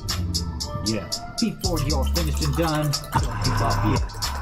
It's go time, let's have some fun. I only sleep once a week, gotta be alone, only time that I speak. Drool going down my left cheek, only thing waking me up is if I freak. Maybe my alarm, but usually when I dream, I start off on a farm in a meadow dress, kinda ghetto. Everything seems kinda mellow, except my pants cause they're turning yellow. Over the horizon I see this fellow. Oh, it's my good friend, G-Satan. Oh no, not him again. Oh no.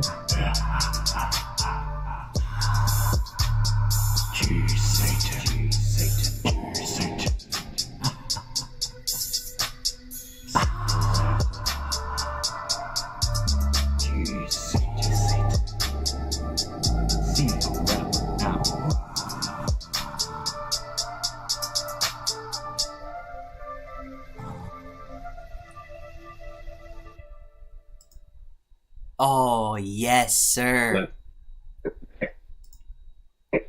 Oh, man. There it is. You want to hear the original riff for that song? I still remember it. Yes, sir. I don't know if I can sing it, but I sure as hell could try it. But let me show you what it used to sound like. I wrote this on a 12-string. This isn't the exact guitar. I still have it at my daddy-o's house. Give me 1 second here. So originally, I got on my 12-string. Oh, let me close this string here because it's so great. You have a 12-string? There we go. Damn. Hi, everybody. Yes, it's at my parents' house. I need to, That do some sounds maintenance on it. that sounds So this song- impossible to play on a 12-string. Oh, I can play it good, Sonny. Don't even worry. Whoa. When I do get it up and running, I'm gonna be impressing you. Don't worry. So I'm tuning this bottom string here to this string here. So.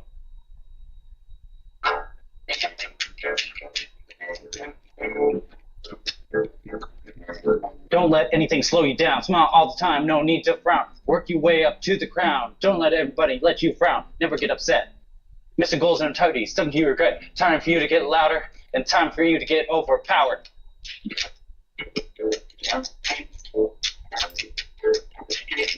Shine through the night, shine through the light. Let nothing stop you, it's your fortune. Give up and you will die soon. Yeah, right, you know why. 'Cause you're alive. That's pretty much what it was. It used to be called Alive also. Dang. That's it right there. I better tune this 16 back years before I forget. old. That's how it used to sound back in the day. Did you ever think like when you're 16 years old writing that you'll be able to like remake it when you're like 30 and have a producer in Right. living in Japan? Right. No idea. I was too scared to sing it in front of people too back then also. I'd sing it at home and put it online. I wouldn't be doing it nowhere else. And I was trying to show my bands that beat back then. They couldn't figure out a rhythm. I'm like, damn. So there is I think a video of me and a band playing it. But yeah, that was pretty much the gist of it. This new version is it. With that beat you got on there. And then I said, when I was doing the chorus, I said, it's missing something. And that's when I came up with the, ooh.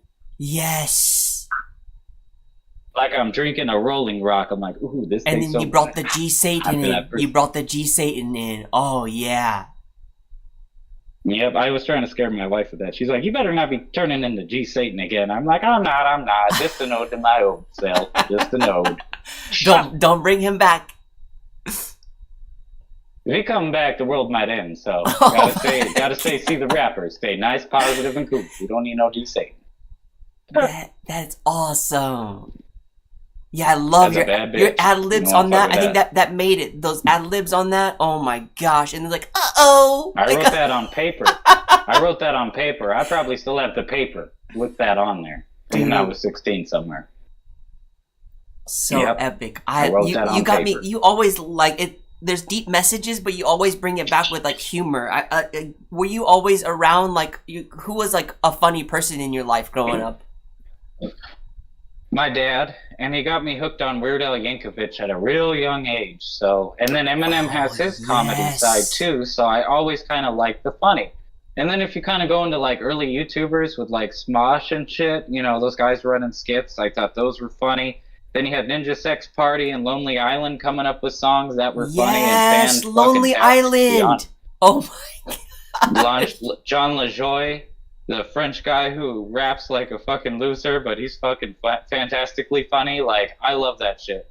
Like, that's it. So I want to show, like, I can be a normal, regular, kick-ass rapper, you know, but have that comedy side to me. So, like, just like my boy Eminem, you know, like, you just got to be serious, but sometimes you got to let loose a little bit. So people, you know, don't leave the song like, fuck yeah, I'm going to go kill someone. They're like, oh, all right. G Satan's coming back, maybe. I love that. It's like the Slim Shady. Because when you hear that song, it makes you want to fight. It makes me want to fight at least, you know. But and then it comes down to it, it's like, he's a goofball, you know. Yeah. So it helps. It's like you're so right about that. Even like with structuring the song when I make music, like it's the intro and then go like build up and then you leave it, bring it back down. It's not all like just like, I mean, of course some songs are, but like that's how I feel when you're doing that with the humor. Right. I mean, like Freaky as Show, like that shit was wild from beginning to end. And your part was the calm part. And that was more the dance part. Yep. So it was I love your dance break. Exploding in your face. I love that. And then I mixed the lyrics up and did 2 different vocal tracks like that, bouncing back at my. I was like, man, how did I come up with this? Dude, I don't even know. It's so cool. Like I had my daughter like paint the face paint on me, man. That was so fun. Like I got my daughter involved with it. She even did her own. I shouldn't send you a picture. It was so cute. You did send me pictures, you know. I got them. It was so fun. Like, oh man, the whole thing about that too is like you're like I'm like I'm gonna send you a video and like you just like you do it right away, and it's like it's so nice to work with someone that's like a doer, and that's I think that's the thing that keeps me like always working with you, because I tell you, like, people talk all that shit, talk. I'm like, man, I'm always preaching on my lives too. I'm like, yo, I just want to be around doers, and like all these people here in the chat right now are like people that are doers. You know, Mosh, he's always showing love. We got Extra Tripio, they're always like helping me out. Like we ain't got time to like talk. We just always making stuff. And that's I see that in you all the time from the very start. Thank you, sir. Thank you. I got the drive to stay alive, man, and I ain't going nowhere. Beautiful. I ain't going nowhere, y'all. Man, thank you, Sonny. I love it, man. We still got all them people in the chat. They're still here. We're getting all emotional. How y'all doing? We got some aliens in the chat. Do they have any questions? We got a clown in the chat. Oh, I love the aliens. I love the clowns there. Oh shit, man, that dude is cool. Hell that dude yeah. is cool, just like Trippy, but. Oh wait, God actually damn, no, clown is not there. We got man. the clown emotes. Sorry, clown emotes. Maybe he is lurking, but shout out to all the lurkers. We got a lot of people lurking. What up, y'all? Thank y'all for staying for this, man. I'm having a good time. Hope y'all are too. I know. And is this like your first ever like pretty much interview like this? Actually, I did a short podcast series for a while where I was interviewing some other people, but yeah, this is pretty much it. That's dope, because this is my second ever. And you know what? You are the reason. Yep. You remember? So, do you want to tell this? Yep. Or I should tell the story? Yeah, because So basically, like, see the rapper like a year ago. Like, it was like a year ago, or like even half a year ago or something. You're like, man, like, you're so good at like just you enjoy talking. Why don't you just like bring in like guest interviews? Like, I was like, I sat on that for like a half a year, and then all of a sudden, what was like the thing that like the thing that made it, the catalyst, was Extra Tripio came into my life, and his story, I was like, what he was like sending in the chats, he's like talking about all this stuff. I'm like, whoa. I'm like, you live that kind of life? I'm like, I gotta interview you. Like, you guys can go through the interview. We had a 3-hour interview. I had to like leave because I had to go to work, or my daughter was coming back home. But it was like, yo, I could just talk that. Right. I'm like, yo, I'm gonna interview you even more, because like we're gonna do part 2, because he like there's so much of his life story, and like, so I'm like, after that, I'm like, oh my gosh, you were the one that gave me that idea though. It's all because of you saying like you should start. And I'm like, you know what? That's actually the best thing, because I love talking, and it's like giving me this outlet helps so much. And plus I could like get closer to the artist that I produce for. Like I can feel like I can understand a little bit more about you too. So thank you so much, man. Like, that's so cool that you had that idea from the beginning. You know, I always think about what you're doing, and I would sometimes I'd brainstorm to myself, and like, Sonny should really try to do something like this, because you're already on live and talking to people, you know, and having them come on here, like, it's making me feel good about myself, you know, I'm getting a little traction here, you know, and others, like, I got to learn about Extra Trippy. That guy's awesome. Otherwise, I might have looked past him, you know, maybe. Yeah, his graphics would have maybe drew me in, but that dude is freaking crazy cool. So I think this is a good thing you're doing. I'm happy you took my idea. You know, it's going to just not only help you out, but help out a lot of people out there. So, and sometimes people just need to talk. And they need to be heard. You're right. So, they need to be heard. There's so much, like, everyone has their story, and it's like so cool that, like, especially as an artist, it's like, man, like, I would love for a lot of people to get that opportunity.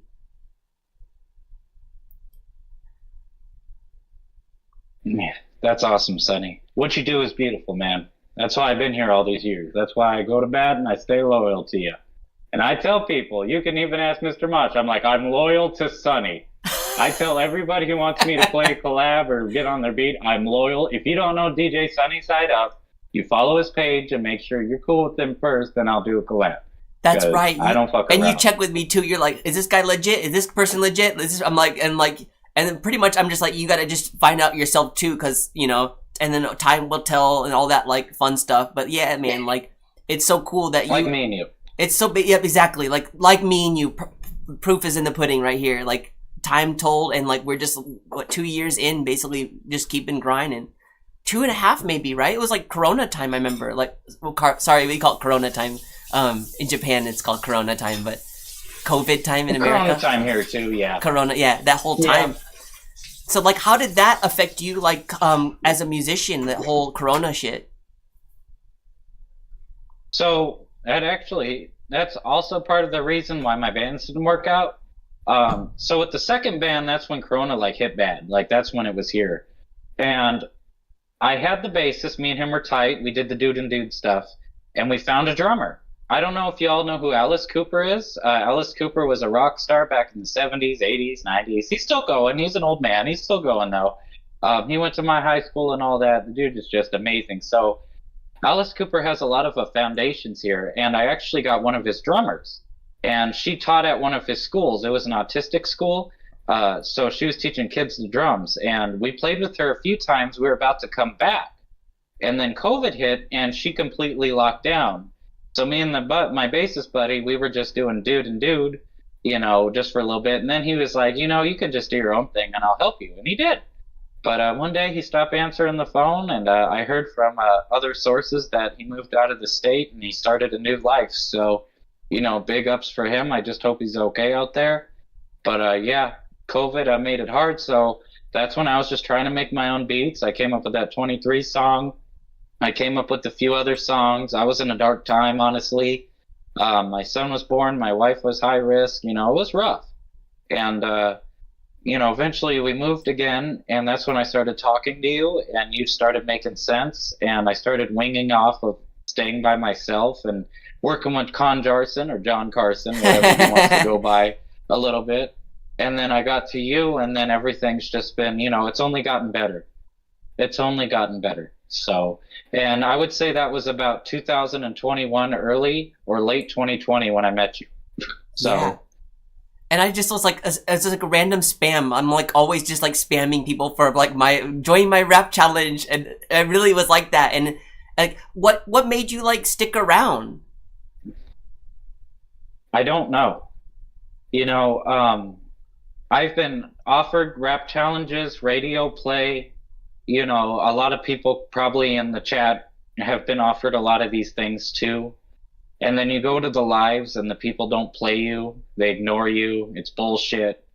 And I don't know. I saw your thing, and I got on a beat, and you gave me like second or third, and I was just so freaking happy. And I came out with that ABC the Rapper. I was like, I'm going to do it in a minute. I'm going to win your fucking rap challenge in 1 minute. Because I heard that beat and I already knew it was 1:20. So then I came in there and did ABC the Rapper, and you gave me first place. And from there, I was like, I'm not going to do these rap challenges. I'm just going to, you know, focus on, you know, trying to learn and trying to grow myself. And sometimes, you know, you'd be like, Harold, I don't have a lot of, you know, input. So I threw in challenge one time. You ended up having a lot of last second people turn up. So that song was so rushed. You know, so now I just kind of sit back, and I haven't seen you have one, and that's good. You know, come back with it, you know, maybe less, and then more will come, you know. But I can't tell you what made me stick around, honestly. You know, like now how you do things a lot more professional, and you do things a lot more high tech. I would say high tech is the perfect word. Because your first rap challenge, you had a filter on with your face, and you had a guy with the suit, and it did seem weird. Yeah. I'm not gonna lie.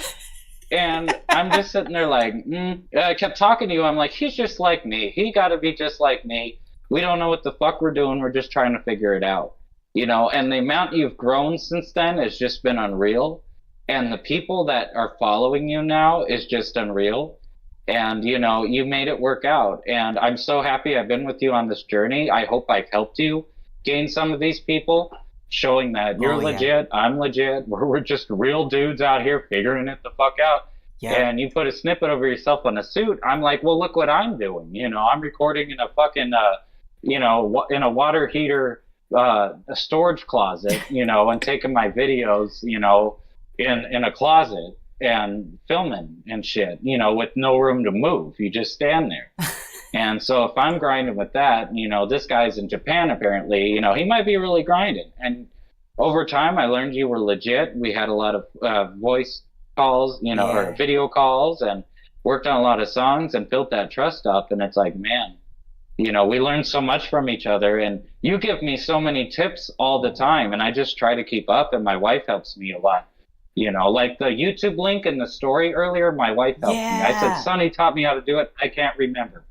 And she helped me. Yep. So stuff like that. But you taught me how to do it. I just couldn't remember. I tell you, that's the cool thing about that relationship, because it's like you helped me out a lot with like just like old classic stuff. Like I'm like, what songs do you like? I'm gonna give me a list of things, and like I can get like a different like aspect on like new music and stuff like that, or music that I didn't discover. So it's like we're both like always like helping each other out. It's like always like a give. Like it's not like I need this from you, I need this from you. I feel our relationship is like how this is like the best like producer like artist relationship. I really hope like other people have that with their artists that they produce for, but like I'm just like, this is all I need. It's hard to get that trust, and it's hard to get that relationship, and I'll give a lot of props to Mosh right now, because he just started throwing me tips. He just started throwing me information and tips, and I'm like, Mosh Saya. Well, this is what I do. Rock the Planet 24. And he's right though. And people do things what makes them feel comfortable. And I'm going to branch out and try some of his tricks, but you got to be open to learning some of that stuff. And if someone's willing to share, and even if I'm asking a dumb question and you're like, oh, what the fuck, but that's still information. I made a tutorial video on how to use GarageBand and, cover songs on it. So how to upload a song and get your vocals on there. And I did that in 2020. And till this day, I get likes and favorites on that video. People bookmark it because they use it. It's a tip. It helps them. And not a lot of people do that. And we know how to do things and expect others to. But some people have the mindset of, I know how to do this and I'm not going to teach it. I want to be the only one. Yeah. But that's not how you grow. It's all about teamwork. Because I show you, you show me, and look at us now. The sound in our songs is coming through so good. Your mom said something, and I forgot to mention it to you. Yeah. But if you notice on our new song, Freakiest Show, the video, I have all the backgrounds perfect. You know how before they would be like this, and I'd be in the middle, and black is right here? If you look, all of them are expanded out and perfect. Because I figured out how to do that the other day. It's all learning and trial and error. But it's sharing information. And because I saw something somewhere else someone shared, I was able to figure it out on InShot and make that video come through even better than ever. So your mom said she liked my video effects, and I was thinking she likes that. I probably got those backgrounds looking clean. That's right. So I can see if that, you look, man. none of them have the black. Yep, I know exactly what you're talking about. This is the first video where I did that, because I just learned how to do it. You fit the canvas size, right? This is the canvas thing, yep. I know exactly what you mean. Yep, and I would go, and I didn't know you can change it individually per photo or clip. Yep. And I just took off with it, man. And as you see, that video came through really good looking. And that's why I'm so glad. That's the future right now, folks. That's why I'm so glad. Like you're so quick at it too, and you can make it like really fast. Like you're getting so quick with like the production. So it's like, yeah. That's why I'm like, yo, I feel like you're really good. You're like really good at like the video stuff. So I'm like, that's why I'm just like, I'll send you my part. You can work on like, and I like how you challenged me. I did I made the video for Love Yourself. So it's like cool that we're both like working a little bit here and there. But I don't know. I feel like I want to give you more of the like the free reign of like, I feel like that's where your specialty is too. Is like the video, like creating like music video stuff. I enjoy it, and I'm trying to learn Adobe After Effects and like other products like that, the professional shit. So like one day I can animate this and just do so much more, for what we do. it'll draw people in. You know, they see fucking fire shooting out of our mouths while we're rapping and shit. I mean, something like that. Yep. You know what I'm saying? Yep. Clean up our face with the W back to get those zits out of there and stuff. You know, but it's all trial and error and sharing information, and don't withhold information. You know. And with you and with others in this chat and group, you know, they've done a really good job at sharing that. So I try to do the same back and teach, you know, because even when you're teaching, you're learning. I know you know that being a teacher. Oh, that's the truth. You know, even when you teach, you learn. I even told my students that. They're like, I said, what grade do you think I'm in? And they're like, what do you mean you're not a student? I'm like, well, a student. I never stopped being a student. You can never. If you stop being a student, then you basically get old. Then you get stale. I'm always learning, and they're like, whoa, there's when the deep words hit kids, like, you know, like, it's so cool seeing their face. They're like, oh, wow, you're right. And I always say, like, the best students make the best teachers. So it's like, yeah, I'm always a student. And I think that's just being humble too. Being humble along with it. Like, we gotta like keep humble. But it's hard, right? How do you balance, like... Humble is the biggest thing. How do you balance that? Because it's like, as a rapper, you gotta be like, look at me, I made this track. Like, everyone watch what I made. This shit's fire. But it's like, how do you balance your humbleness with, like, trying to promote shit? I mean, like, that's the big thing. Like, I was talking to Mosh earlier. What up, Mosh, again? Mosh like, in the house. Collabing with people. It's hard when you have a lot of collabs. It's hard to make the time and stuff, but, like, you know, taking the time to, you know, share your shit, spotlight your shit, but love others. Like, Cryptic was in my live the other day, and he was being so cool. I'm like, bro, I'm gonna play some of your songs. And I played some of his songs, and then when I finished the live, I clipped it, parts of my live. I still have plenty to upload. And, you know, I uploaded his, a Condarson, and TT Retro. I don't know if he's here. But I put those songs up, and I tagged them, and I said, hey, we all did this collabs together. Thank you again, guys. You're all rock. I can't wait for the next one.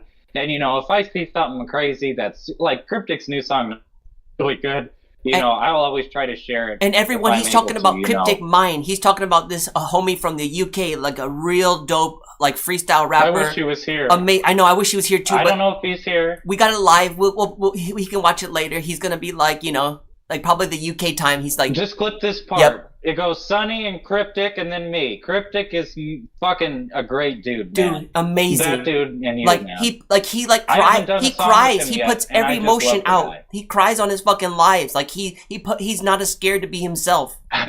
He does. That dude is so fucking real. That is legit, like, living the life rapper right there. Exactly. Like, and always the props to him.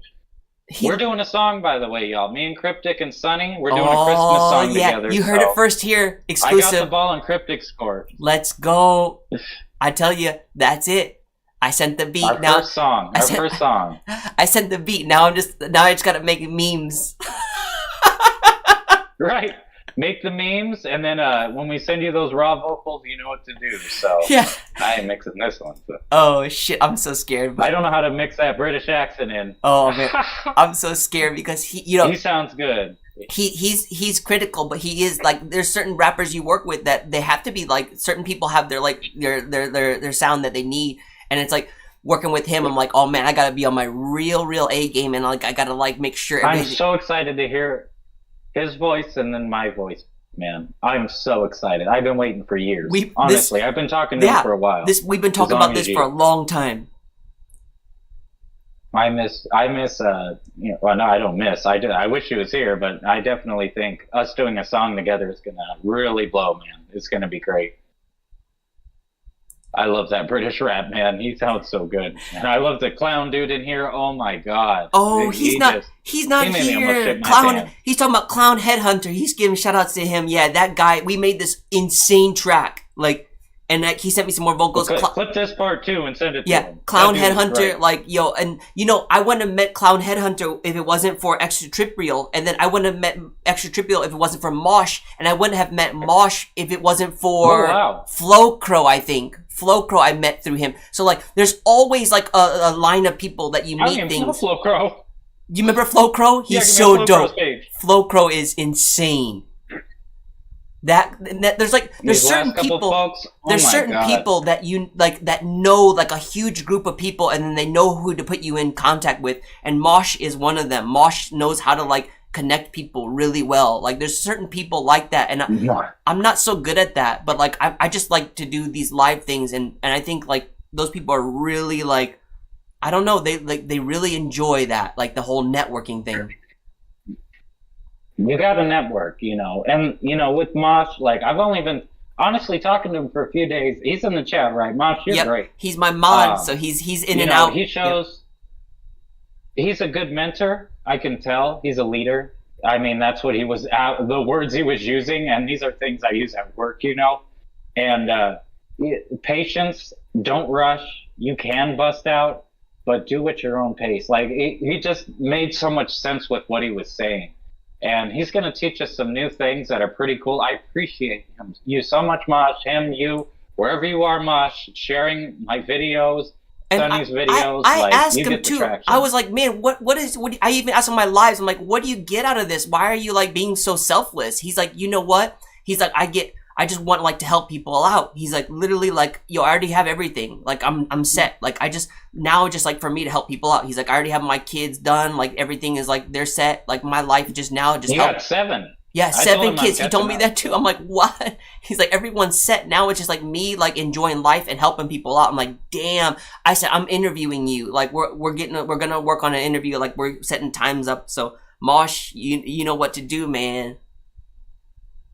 And he came through one of my lives. I was like beatboxing on my MPK, right, in my van. I was doing a live thing. He's like, I'm gonna jump in.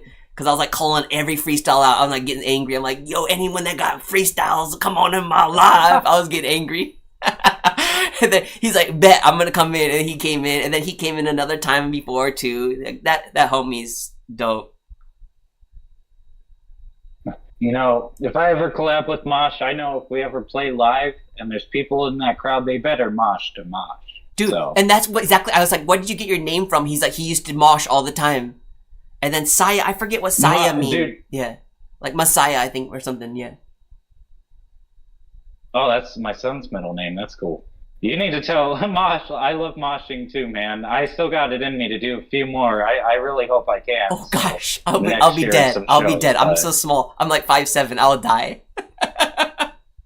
I'm tall, so I have an advantage. But I've been on the ground, I've been thrown, I've been around fire, I've had all the stories. Oh, so that is mosh pits, insane. Man. Slipknot. I almost caught on fire at Slipknot once. So No that was way. pretty cool. What? And Slayer. How? So, one of the Slipknot shows, I was with a bunch of friends, and I lost them. So I was running around, I was wearing a cord, so something kind of like this, more snapbacky, and I got pushed in the pit. I was running through like 3 different mosh pits. There's a fire in all the mosh pits. I know Mosh will attest if he's been in mosh pits. There was fires, and I tripped up or something, and I fell, and my hat flew next to the fire, and I grabbed it, and this big-ass Samoan dude grabbed me and threw me back up, and I grabbed my hat like Indiana Jones, floated on my head, and I kept going, you know. But I've been in so many of them, like, it's just, I know what to do, you know. And when someone was picking me up, I knew what was going on, so just get my fucking hat. I'm about to be on my feet and keep moving and looking for my friends. Oh, so what's the excitement for that? Well, I have no idea. How is that fun? All right, so I took my dad to Slipknot. That was the last Slipknot show I've been to. It was with my dad, and he got to see it firsthand. They were renting out T-Mobile chairs, like lawn chairs, and we were burning them, and it was just insane. And my dad's standing there videotaping it and shit. I was dying. The thing is, like, with the mosh pit, like, you know, people in rap mosh too. This isn't just rock and roll or metal or nothing. Like really? rap, there's mosh pits. I didn't know you can that. find them everywhere. And the thing is like, you know, people like to dance. Some people are angry though, and they want to excel force. So, you know, mosh pits are generally like a pushing thing. There's different kinds of mosh pits. Like a punk rock or like a more of a punkish rock mosh pit would be more of a circle pit where they run in a circle and they dance and kind of, you know, knocking each other. You know, metal pits go in a circle too, but they're more into it for pushing and shoving and, you know, all that fun stuff. We respect women. We respect each other. You know, if someone falls, we pick them back up. No karate in the pit. Oh, you know, fuck. if you ever heard that phrase, That's an old phase. No karate in What the pit. is that? You know. That's But, scary. I've survived wall of deaths. I've been in 118 degrees in cement and mosh pits. I've been in bars. I've been underground and shows, underground shows. It was legit called the Underground in Tempe, Arizona, and I've moshed with everything. I got into it around 21, and it's a beautiful thing. And I like this one pirate band called Ailstorm. They're metal, and I was getting that pit going one time. I was really drunk. Seen them in a bar, and that bar was lit. There had to be 200-300 people in that little bar, and I said, "We need to get moving. It's too hot in here." And everybody started running in a circle. Oh, fuck. And I was just screaming the words. It was just so much energy.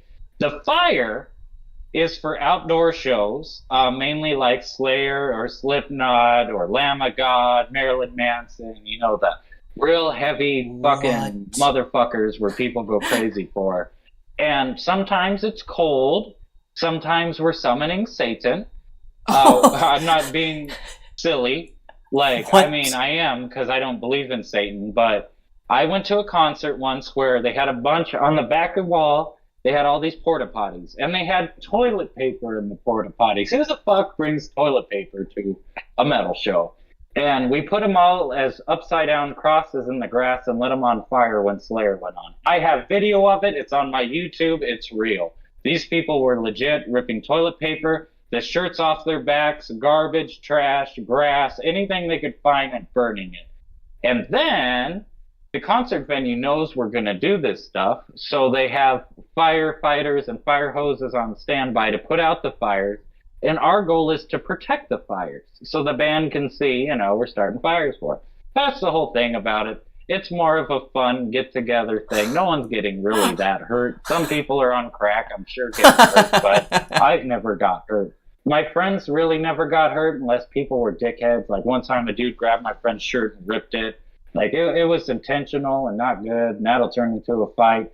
I've seen girls get pushed and thrown on the ground and punched.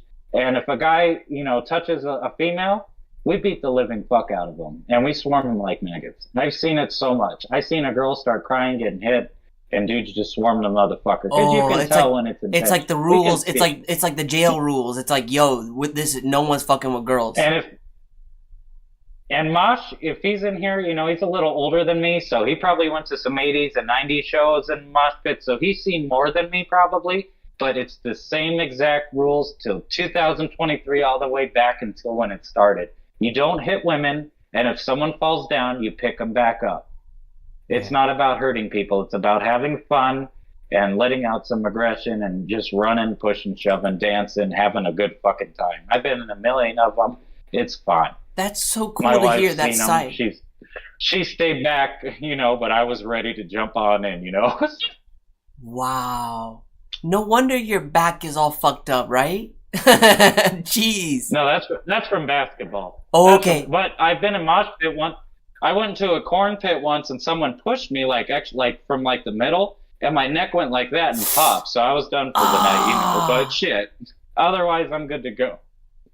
Oh. So, and that was just from recovering from an accident, So I have scoliosis naturally, but if I stay active, I usually stay okay. And definitely in the mosh pits, I was very active. I was in a mosh pit, not last year, maybe the year before, or the year before that. So it's been a little while, but I'm fine. I see old dudes in there, smaller than me sometimes, and dudes smaller than me in there, and I'm like, I'll be okay, I've never had problems, so it's all about fun and loving the music.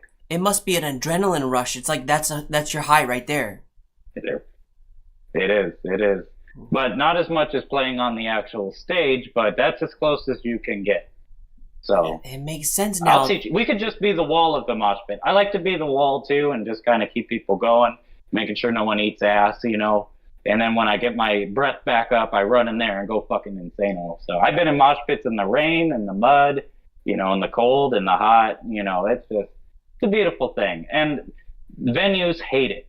Mosh will tell you right now, venues put no mosh pits, no crowd surfing, no this, no that. And we do it anyway, Sonny, Yeah. So people are going to get hurt regardless. So if they're planning on going there and being stupid, then they're gonna get hurt. You go in there and having a good time, you'll be fine. So they just being stupid. Yeah. It's funny. That's so cool that you like introduced that world to me, because I had no idea. Like, I went to one concert ever. It was the what's the guys that had the pumpkin on their head? Pumpkin heads? Smashing Pumpkin. No, not Smashing. It's not Smashing Pumpkin. You saying Smashing Pumpkin? No, it's what are the guys that have the pumpkins, the jack-o'-lanterns on their head? Chat, can you help us out? What band has a pumpkin on their head? What's that one? Is Chat saying anything? That was the only one I ever went to. And then, yeah, like my cousin did crowd surfing. Shout out to Kyle, where you at? So that he was always into that kind of world. And Kyle's your cousin? Not the guy that's in the live right now, but there's another Kyle. My Kyle, this is not Kyle. Okay. That would be dope as fuck if my cousin Kyle could like do that kind of scream shit.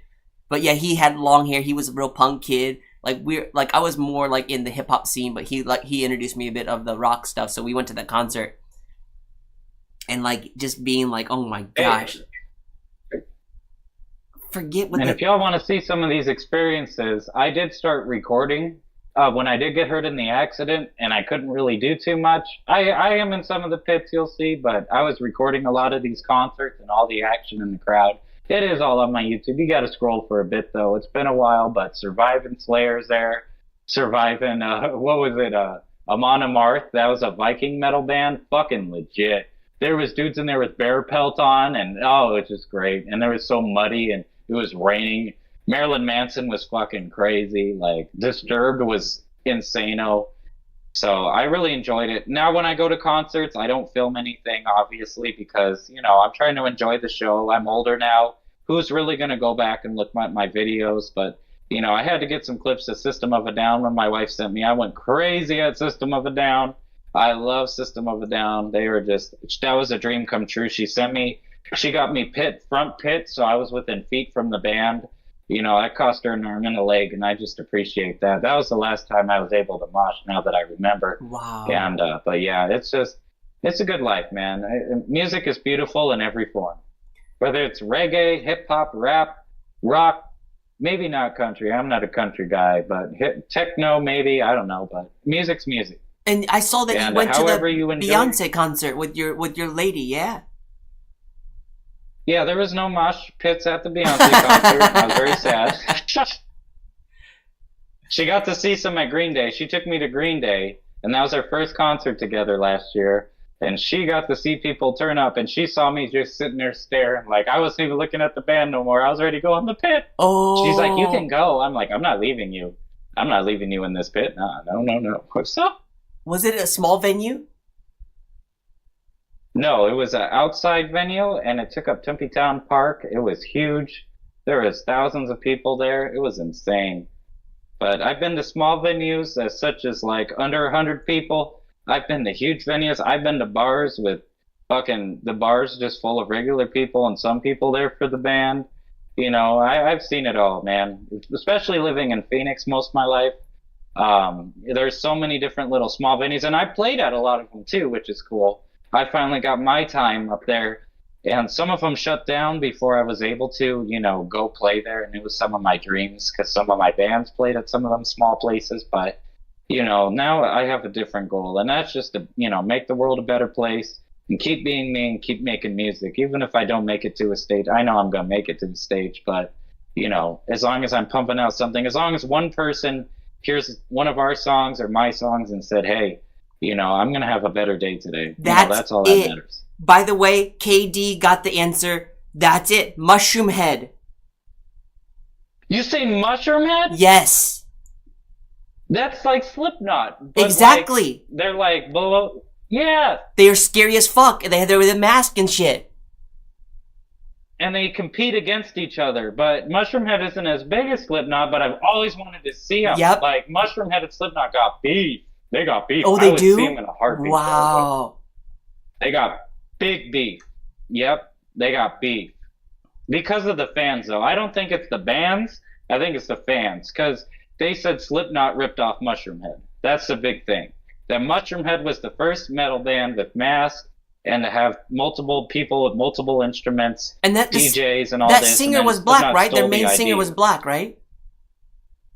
Yeah. That was so cool. Like, I went to the concert, I'm like, wait, this is not, like, typical. I was, like, so kind of happy. Like, I'm like, oh my gosh, like, me being mixed race, like, just to see that, I'm like, man, that's so cool. You seen something wild then. I know you seen something Oh wild, my gosh, it was so. crazy. Like, I didn't even, it's like going into a new world. Like, I don't know anything about that. I was smelling, like, weed smoke for the first time. I'm like, what the fuck is that smell? No, that's probably goat blood or pig blood. I'm just kidding. There are bands like that. I don't recommend them, but there are bands like that. Oh, fuck. I know they exist. I've seen them. I know some names. They put pig heads up on stakes, you know, on the stage, and they're real, man. Oh, but they are damn. legit Satanists. I don't fuck with none of that shit. So. What? Yep. KD, you win. Yep, You win a personal shout out. KD, thank you so much. That's your prize. Thank you, KD. Man. Thank you. And Mushroom Head is great. I see Juggernaut in the chat. Juggernaut's like, how fast can you rap, C? Juggernaut? He said, how fast can you rap? What's he asking? He said, how fast can you rap? Oh, I guess Play Losing It. That's probably my fastest song, right? Or ABC the Rapper? I don't know. Dude, I think so. I do what I want. Here's Yes. Let's put that on. That's it.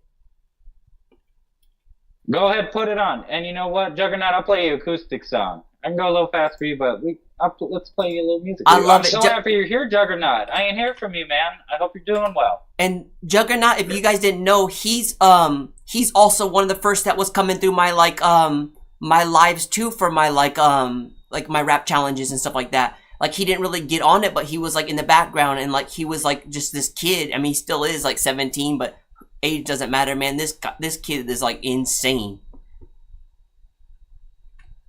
I'll say I know who Juggernaut is. I got him followed. I haven't heard his name in a hot minute, so fuck yeah. Thank you for coming, Juggernaut. Dude, Juggernaut's been coming through and showing a lot of love all the time. We're working on a 3 collab with Mosh, Juggernaut, and actually 4 collab. Mosh, Juggernaut, Trip, and Trevor.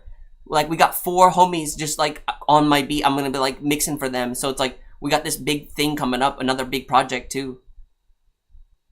Well, where's C at? Y'all need to give me a call. Come on now, I'm ready. Just tell me where to fit, how much you need, like, 10 seconds, 15 seconds, 30 seconds, a minute. I'll adjust. You need me to come in there and just say bad words after you guys?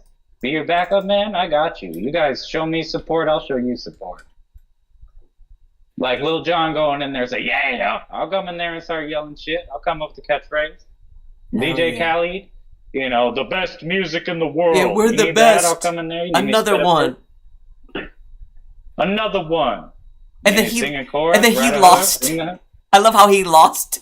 Like, he put all the money, like, he had the best, like, producer, like, rappers and everyone, like, the biggest team, and then fucking Tyler, Creator, like, this underground, like, trippy, weird shit, right? Everyone's like, what the fuck? And Tyler, the Creator, beat him over the Grammys. Oh, I love that. The underground story right there.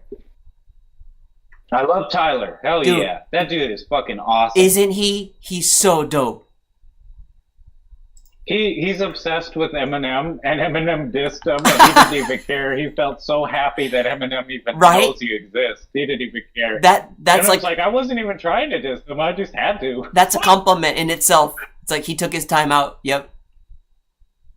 If Eminem dissed me, I would just be on Rainy Street the rest of my life. I'd be so happy. He said I'm a fucking weirdo. Fuck you. Like, I wouldn't even care. I wouldn't care. Oh, man. All right, here we go. This is ABC the Rapper, y'all. Let's give it a listen. If you want to put it on mute, then you can kind of First place. I got first place on this one. So. This is the first place one for my rap challenges, y'all. Here we go. See the Rapper, ABC Rapper.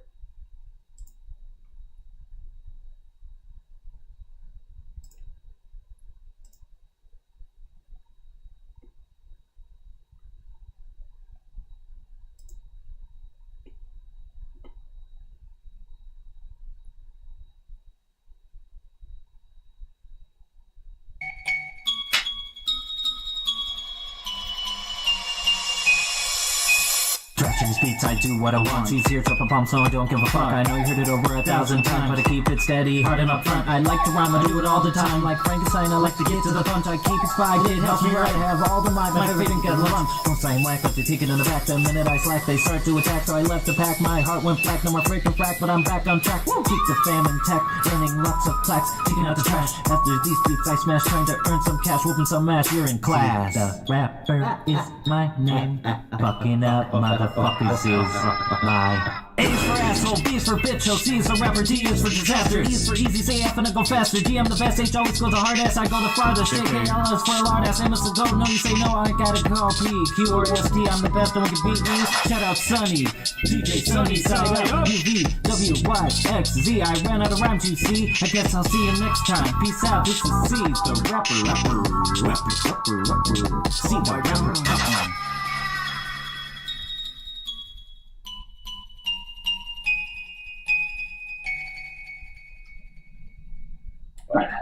I had a minute to win it, and I sure did it. Yeah, man, that was it. I got so hyped when... What was that, a minute and 20? Yep. I believe so. It was like 122. Yeah. I was in my 113. my little boy's playpen. Oh my gosh, that was 113. Well, that was so funny. When I saw that, I was like, "Wait, is this real?" I had to like watch it a couple times. Like, wait, what's happening? Come on, man. I should do a word count and see my word count per second on that one because I fucking busted that it. Was the fastest rap, and you dug deep, man. That was like one of my old like first beats that I was making like on my like YouTube channel. Like like 2 years ago, maybe I released that, and then I'm like, "Wait, you found that?" And I got in my kid's playpen and I recorded that video. I was ready. I was like, I'm gonna win it in a minute, Sonny. And I was like, oh my gosh. So that thing helped me up somehow. Really, it like was insane. Like I was like, wait, what's happening? Like he's actually taking all the letters A, B, C too. I'm like, oh my gosh.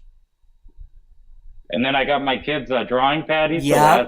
I was sitting there, wrote Caesar rapper on it. So I was looking like a kid. And I heard the beat. And I sit there singing ABCs and shit on my guitar to my kid. I'm like, this is it right here. And like, Sonny, I'm gonna win it in a minute. And then I came out with that. And it's so cool because you were like really trying. I remember you saying like, I'm gonna get first place. It was like maybe like your fourth or fifth, I don't know, third or fourth try. And then I was like, yep, you got it, man. I think it was like fourth because I thought it was like third time's a charm, but I was like, dang, he didn't get it. But it's like, dude, I think it was your fourth one. I remember thinking I don't know because I did Bet. I think Bet got second, and then Losing It got third. And then I think that got first. And then I didn't do any again, really, pretty much. And then I'd give you something in case you needed it. Yep. Because I don't think I entered anything else other than those three. Because I remember on... No, that wasn't the first song, though, because I referenced the first song, which had to be Losing It. So it was Losing It, Bet, and then that. Losing It I go pretty fast on, too, because I use a lot of acronyms, so... And then I just pace it out through the rest of it about drinking rolling rock. Oh my god. Oh my god. Yes. Shit. And then the Jimmy's truck. That was like, was that the Jimmy's truck one, right? Yeah. Yeah. You want to play Losing It? You asked me questions about it earlier. Yeah, I was gonna say, and like, you want to hear me rap fast. You do a little bit of more like you do a lot of like in like reference things, like a very like deep, like there's a lot of like things like inside story things I feel in that one. There is, and I know these fools come back and listen to my music, and I want them to hear it. Yeah. And I know they've heard it. Just like my song, I did a song by myself, and you know this one, Sonny, but I produced the beat and did it all, called "Don't Invite Me." Oh yeah. I was Yeah. I had a good friend for many, many years. He fucked me over. He came back into my life, but he lived in Texas. He lived very far away. So we started playing video games together, and he fucked me over again. So I wrote the song Don't Invite Me because he kept telling me not to invite him on Fortnite and other games to play. So I pretty much came up with Don't Invite Me, and pretty much it's the biggest fuck you I could probably do to somebody. And he was shitting all over the video, and I was just loving it. I'm like, that's right, you keep watching it. You understand what you did, you know. And if you're going to treat me like shit and then go off and talk a lot of shit, I'm going to come back. So I'm proud of that. And like with Losing It, you know, I know those band people heard it. I absolutely do. And they know exactly the acronyms I'm saying. Not a lot of other people do. But I figure it sounds good, it works, and then I tie into things people understand anyway. So I think it worked out. Like you know, I keep saying Eminem's one of my biggest influence. All of his songs are a story. I don't know who the fuck Bonnie is. I don't know who the fuck Debbie is. I don't know who the fuck Uncle Ronnie is. And then you start listening to more songs, and you're like, wait a minute here.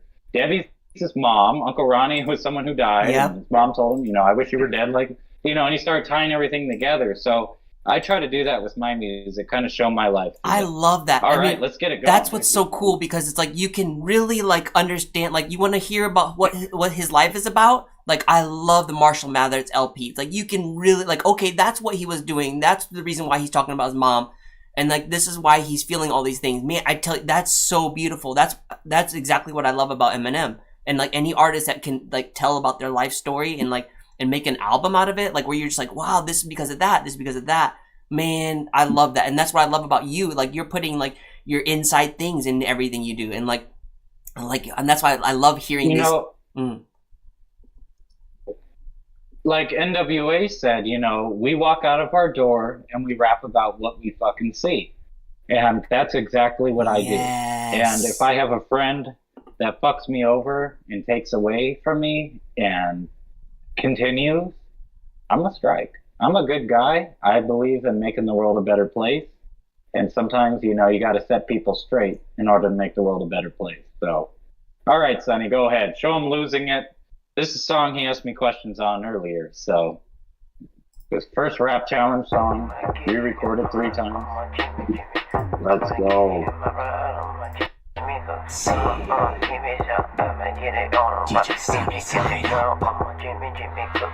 Let's keep it simple, just call me C. No more G-State, no DIP. No more D&D and Stone Rubber Freaks. Just little me as raw as can be. Hit a new level, upgraded properly. More fatherly with the dash of poverty. In the COVID lottery, the G's puppet you see. Watch the news and believe. Well, I totally disagree. Confined to nothing, I'm set free. Off the leash, off my leash. Look behind you when walking. I'm a dog coming up fast, barking up the wrong tree and falling. But I hit this maturity. It's a purity. A new version of me, but I'm not Carolyn C. Call me that, you'll see. Gun barrel, you'll breathe. Like the barrel BYE. Mistakenly, you've taken me with a different personality. But in reality, when you cross the sea, you won't see yourself bleed. You won't feel that broken knee. And most positively, you and I will disagree. Hop on a bullet, stock and see. These pricks on your ankles are so comforting. I know this sounds a little unfortunate, but more importantly, if we settle the score fairly, beat me with words and you will be somewhere far from me. Faintly remembering this fool who is ugly, botherly, fucked up, everything, lazy, obnoxious, off the clock. Oh shit, keep his hands in his pot to hide the battles he had fought, to hide the rings he had bought, maybe earn just a thought. What other plans do I got? See a sniffing snot, drinking rolling rock, hot rolling in my yacht. After taking shots, lots of hits, pot is hot, smash a mallet, pass a ballot. Don't we love it? Show the love for the kids, give them hugs for the win. This is all for them. It's blatant, fainting in the back of Jimmy's truck, drunk as fuck. At a concert I didn't want. Bigger bombs are the bomb, but not mixed with Sam Adams, man, I had them 6 in a row, maybe, I don't know. But lately I've been studying about my babies, making sure they're all safe, don't get rabies. Keep food on the table, ain't that a fable? Wait in line at church for the donation merch. Appreciate what you got, love what you have, fear nothing, blow obstacles like no one ever has. I just want it so bad, don't give up and shine and brag. Be proud of who you are, never get mad, take feedback with every grasp. Be thankful you aren't a sham, don't live in fear, and be a man. See the rapper, let's go. DJ Sunnyside. See, DJ Sunnyside. see the rapper. DJ Sunnyside up. See the rapper. I'm back. I'm ready. DJ Sunnyside.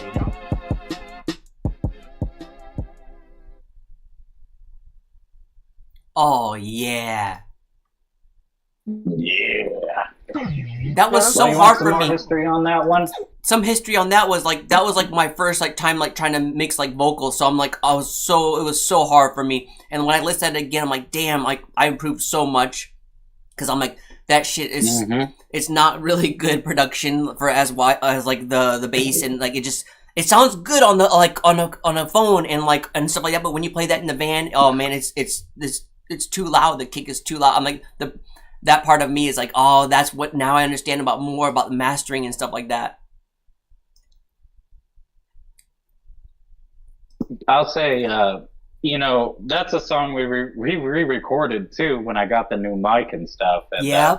I'd love to go back and redo that song. I'd like to give a little history on that song. So, I say, in the back of Jimmy's trunk, drunk as fuck. So it was actually the original lyric was back at Cody's truck. So I went to a concert. This concert was Motionless in White. And I'm going to tell you people in the chat, I'm going to tell you, Sonny, I did not want to go to see Motionless in White. Not my kind of music.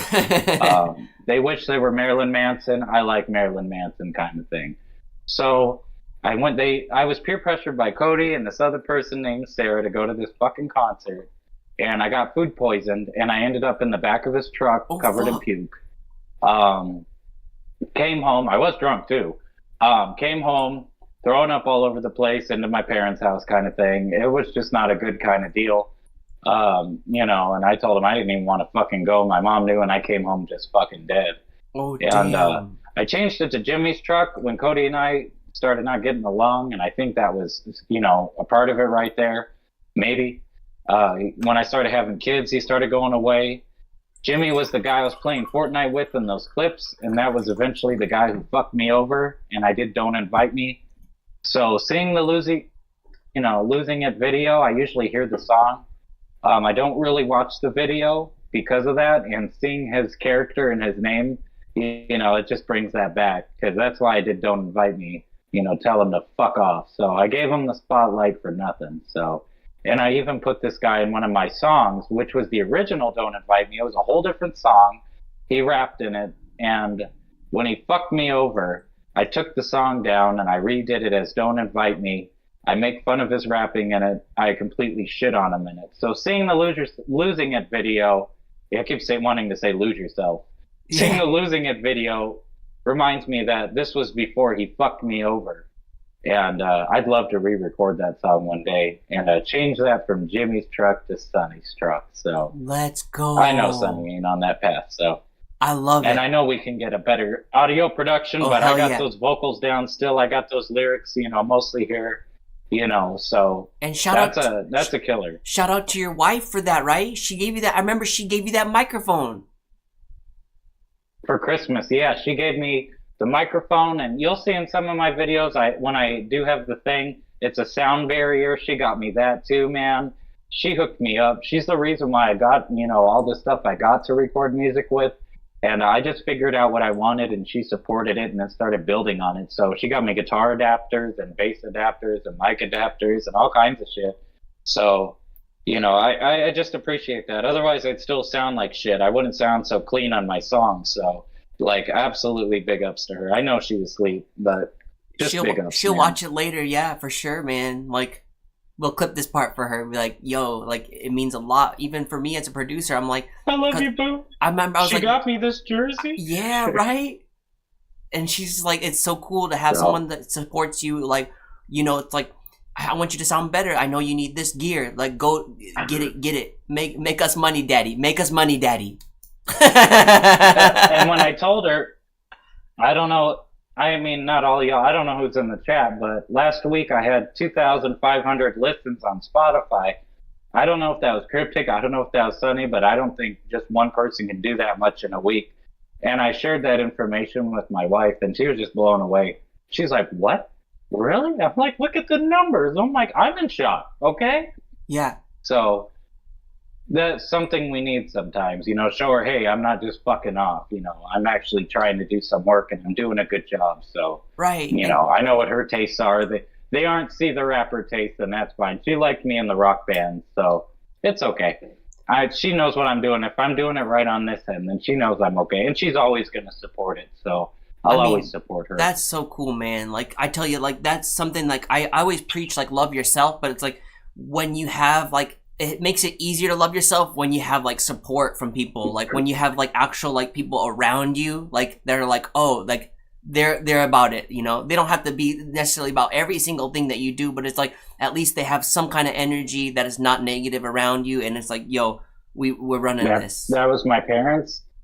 My parents all the way. And my wife's learned that, you know, becoming a parent, and I've learned that becoming a parent. And like I told my son, he was in here practicing guitar with me, and I said, you don't have to do this. You know, just because daddy likes it, daddy does it. I'm just showing you. Oh, that's beautiful. You want to do something else? You want to play the piano? I just want you to try to get into a little bit of music somewhere. And if it's not for you, then who gives a fuck? I'm a back. If he wants to be a gymnast, I'll buy him whatever he needs. He wants to be an artist, as in draw paintings, I'll buy him whatever he needs. He wants video games and to design them, I'm buying him the computer. It's whatever they want to do, you know. So I think my daughter might pick this up though, so I'm excited. So yeah, girls do much better than guys, so I'm very excited for her. Oh yeah, you know, she's gonna she'll be more famous than us. Like if she just starts it right now, like she'll be. Yeah, wait.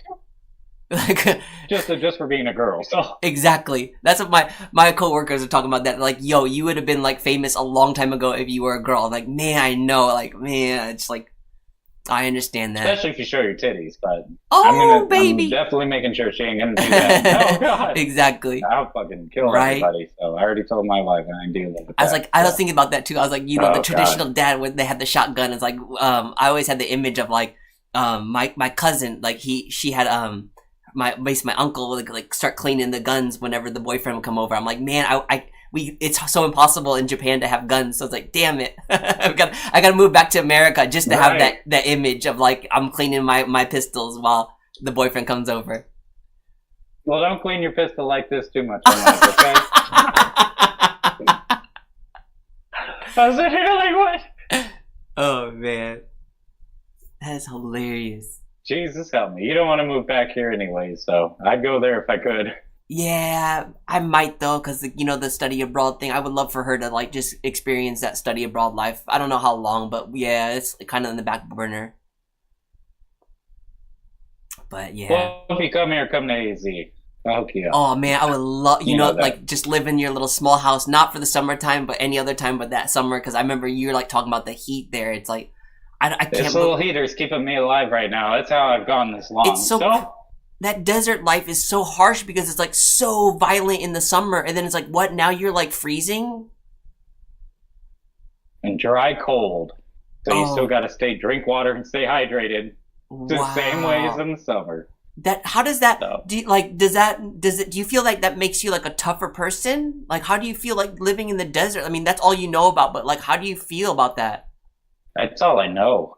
Like when I visited other states like Florida and shit, like I got out of the taxi. Like I took a plane, get out of the taxi, and I'm like, I taste water in my mouth. Like I taste H2O legit.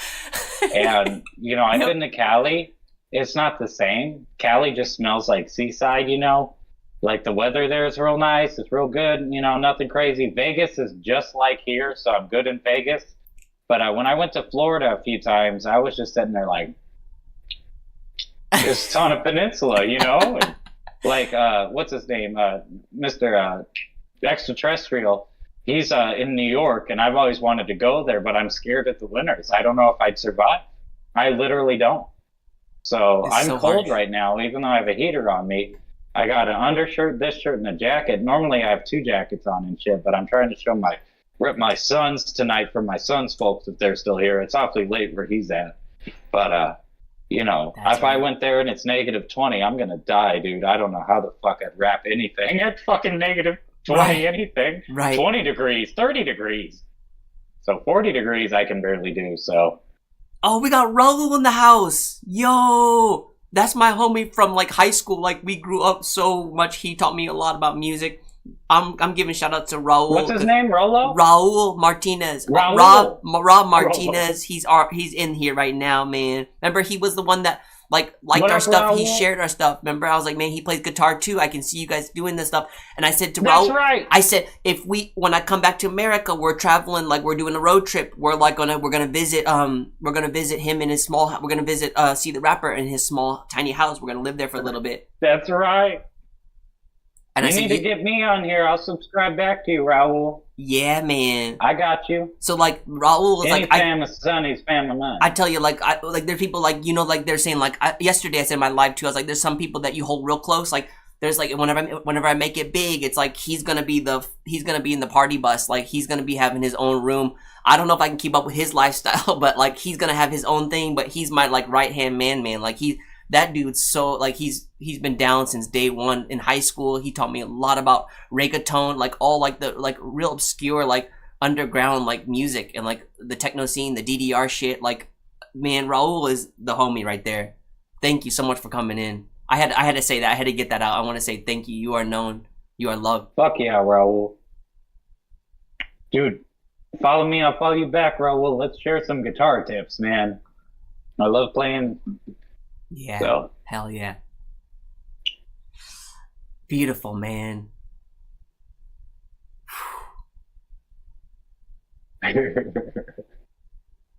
What else is good? I like this though. I'm happy that like we're able to do this. I'm feeling the vibe, man. I'm so grateful. I'm staying a hell of a. I said 10 o'clock and now it's 11. I'm still going, so I'm good. I still got half a beer, so I'm good for another little while. So, what's going on with the chat? Y'all got any questions? You want to hear a song?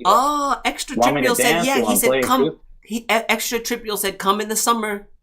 And you know, he has a fucking van studio thing, so that'd be so dope. Like I'm geeking out. Breaking Bad status. Right? I saw that too, with like all Breaking like Bad with music. Trippy shit, and it's like all like those glowy lights. Dude, it's so cool what he does. Like I would love for you two to like meet up, and like he's asking you to perform with him too, so I'm ready, man. We need to do a collab. You and my dad though. Like you need to talk synthesizers. I'd rather you all do that. I want to get on a song, 100%. But you need to talk to my dad. I Like, agree. Y'all are same alley. Yep. I don't know how old you are, but like you and my dad seem like you are exactly grew up in high school together. You know, like it's insane. Except my dad doesn't rap, so Yeah. that's the only difference. Imagine if he did.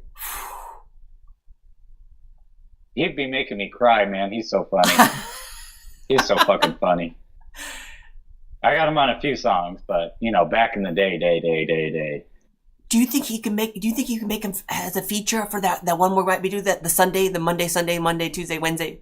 Do you think we can get him in there? He wants me to rap it for him. He doesn't want to do any vocals, so he's like, I'm writing the lyrics and I keep changing them, so just wait. And I'm like, I'm ready. I'm like, can I do my own version? I'm fucking ready. So I got a lot of shit going on during the week. I can make a week song, no problem. Dude, I was gonna say, and this is a real underground thing we're doing, y'all. Like, this is so cool because his dad was like, can Sonny flip this? And I'm like, I made it right away. I'm like, oh hell yeah, that was like so cool. So I'm like, oh, this is easy. Because I felt the vibe and I sent it right away. He sent you a video, though. He sent you a video off his old crappy phone, and you turned it into such a cool beat. I listen to it every day. And I sit there, I'm like, let me rap on this, Dad. Can I rap on it in my own song, too? He wants to do it for his buddy, but I'm like, man, this chorus is so good and the beat is so fucking fire. Dude, it's so good. I'm like geeking out over it too, man. It's actually so good. I'm like, I can't believe that I made that. Actually, when I hear that again, I'm like, what? You made it fast. That was fire. It's so good. Like, I don't like to brag about myself, but those drums on that hit so fucking hard. Dude, the piano. I love the piano. It makes me angry. I want to just sit there and bitch. I want to bitch rap that whole thing. Like, I don't know if you're on there, Dad, but you need to send me those lyrics because I'm about to write my own thing, and I've been trying so hard. I listen to it every day. I'm not joking at all. My Spotify went to free from premium, so I listen to local files even more, and I listen to that every day. And I'm like, fuck, man, this is so good. How did you get man, I'm going to step out to the restroom real quick. Okay. So I'm going to be right back, okay? Sure. Do your thing. I'm going to talk to the chat. Oh, yeah. Look at that. You're 40? Chat, get some questions. Yeah, let's get some questions in here, y'all. Any questions are okay. The dirtier, the better. Yo, you're 40? No way. I didn't know that. Yeah, I'm 37, but you know, like I'm saying, age is anything, nothing matters about age. Like I'm like, it's all about the energy level. So anyone have any questions, let me know. Oh, we have fun.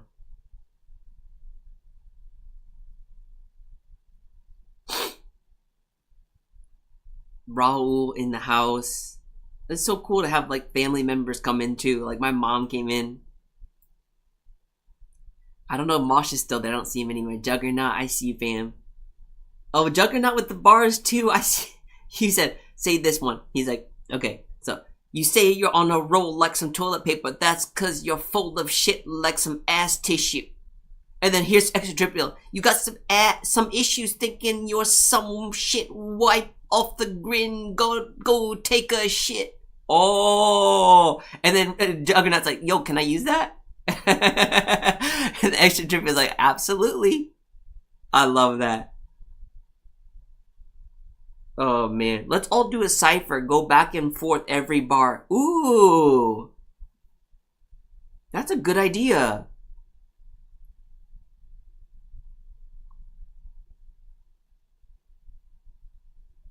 I love that, y'all. I'm here listening, just messing around, trying to make a beat. I'm really going like on like 20. Yeah, exactly. It's how your energy is, man. Like 20-year-old, definitely. And it depends on the day, right? Like, I'm just sipping whiskey and like reading a book. Yeah, I'm like a 50-year-old man, or I don't know, whatever. You have different energy levels throughout the day, so yeah, don't be bound by your age. All right, I'm back. We're just talking about age. Did I get any questions, Sonny? We're just talking about age and like how does that, like, how, I guess it made me think about like as you hear like a lot of these old school rappers now, right? They're like, they have, some people say that like, oh, you're too old, you can't do that anymore. What's your thoughts on that? Well, I don't think you're too old to ever make music. I don't think you're too old to ever make it big either. Like, people make it famous 30, 40, 50, 60, 70, 80. My wife literally told me earlier, we were watching a movie, and there was some 94-year-old lady or something, she said, and that lady, it was her first movie role. And, you know, like, age is just a number, you know. I mean, I dress the way I do because I rep what I love. And whether it's work or whether it's my Phoenix Suns, whether it's the bands I like. But, you know, I feel the same at 30 as I did at 20. You know, other than pain, you know, I feel the same mentally. I feel stronger mentally, but, like, I still have the same drive. I feel like I'll have the same drive in 10 years, 15 years, 20 years. I'm always going to be doing something, you know. And I know Terrestrial, he's about 40 right now, and he just sounds great. Or, no, I'm thinking of Mosh. He told me he's 40, and he's just fantastic. I could see him blow up and have all the kids and all the 20-year-olds and 30-year-olds fucking throwing panties at him. You know, not the kids maybe. That's kind of terrible. And that's actually, that's Tripriel. You know, like digging his shit. Yeah. Extra Tripriel said that he's 40 too. So like, and you know what was crazy? Like well, there you go. He's just getting started, right? He said he's only been like doing stuff for like a couple years. Like he's like only been doing it for like 2 years. Oh, really? Like he's just getting started. He's so it's like damn experienced now. Right? And, well, there you go. And like his whole You're thing, never too old to start. And the cool thing is about his journey is like he was like focused more on like mixing and mastering. He was more into like production side, but then he was like, he tried some stuff on the vocals, and like Mosh helped him out. He said even Mosh was helping him out, mentoring him, like how Mosh is like giving you tips. Really? Yep. So like that's exactly both y'all. That's exactly why. That's exactly why, like how like they met and stuff like that. Nah, it's nothing about age. Zero. Because people change all the time. People go through phases of life. Some things stay the same, like music will always be the same. You know, like for me, whether I'm rapping, whether I'm rocking, whether I'm singing, whatever the fuck it is, you know. And that's cool. I didn't know he was only doing this for a short while. You know, it takes a long time. I mean, I've been playing guitar, like I said, 17 years. And like I've always rapped. Ever since I was probably about 10, I was rapping. But like I was too scared to rap in front of people. And if I did, I wouldn't be where I was at. I was so nervous. And now I feel a lot better with it and more confident. I learned how to rap. I learned how to stay on cadence. You know, a lot of that trial and error. But yeah, you're off to a good start, man. If you're already sounding like this, like Dude. Both of y'all are fucking amazing. And that's what he said. He said, he said don't stop. Yeah, he said he just puts a lot of time into it. He's like literally days on end in my studio, time. He's like, I'm watching this and making. That's what it is. He's like, I'm watching this and making a beat at the same time. Make a beat with our talking. That'd even be sick. Steal it right there. Sample it. Hey, that's what you gotta do.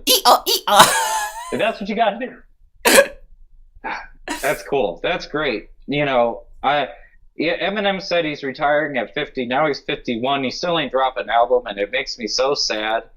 And you know, when an artist stops, other than dying, you know, it's like, don't stop, please. Yeah. David Bowie, like you seen, he sang up until the day he died. He really did. And he made a music video for him dying. And that's how it should be. And people say Metallica is too old now. Metallica needs to stop. They're still putting out albums. If they stopped, I'd be sad. I haven't really heard too much of their last album, to be honest. I've heard enough. And it was great. And I'm proud of them. Green Day's still going. Like, don't stop. Don't ever stop. Don't. Right. And if this is as far as you ever get, appreciate it and love the journey and love the people you make. You know, life isn't about money. It's about the journey. Man. So if we get money, then great. We can fucking roll and smoke weed and party all day. But otherwise, we just got to grind and enjoy the journey. You know what? Because this is it right here. True. We're living the life right here. I love that, because that's the thing about like the people that I work with. I want us to be more than about money. That's all good because you can make a living off of it. Money. But it's like, what's really purpose? Like, I think when you realize your real purpose, then that makes you last. That makes legends when you like realize your purpose instead of just the quick like money chasing stuff. It's like, that's just a SoundCloud rapper then. I'm not trying to be selfish, but like I do music for me, for myself, for my mental health, but I use it for me, but hope it helps other people and make the world a better place, you know. And some people are like pushing out tracks, trying to get the money and trying to do it fast and trying to sell, and they're not taking the time and they're not enjoying the ride. They're just grinding their lives out, burning themselves into a computer. And it's like, nah, you can't be doing that, bro. Like, you got to step back sometimes and come back to it, hit it hard, step back, look at life, come up with a new inspiration and hit it nonstop. And don't ever stop. And if you feel like I'm really sick of doing this, change it up. Don't stop. Change it up. You know, I've been in the rock, I've been in the metal, I've been in the rap beforehand. And, you know, I'm at the point now where I know what I want.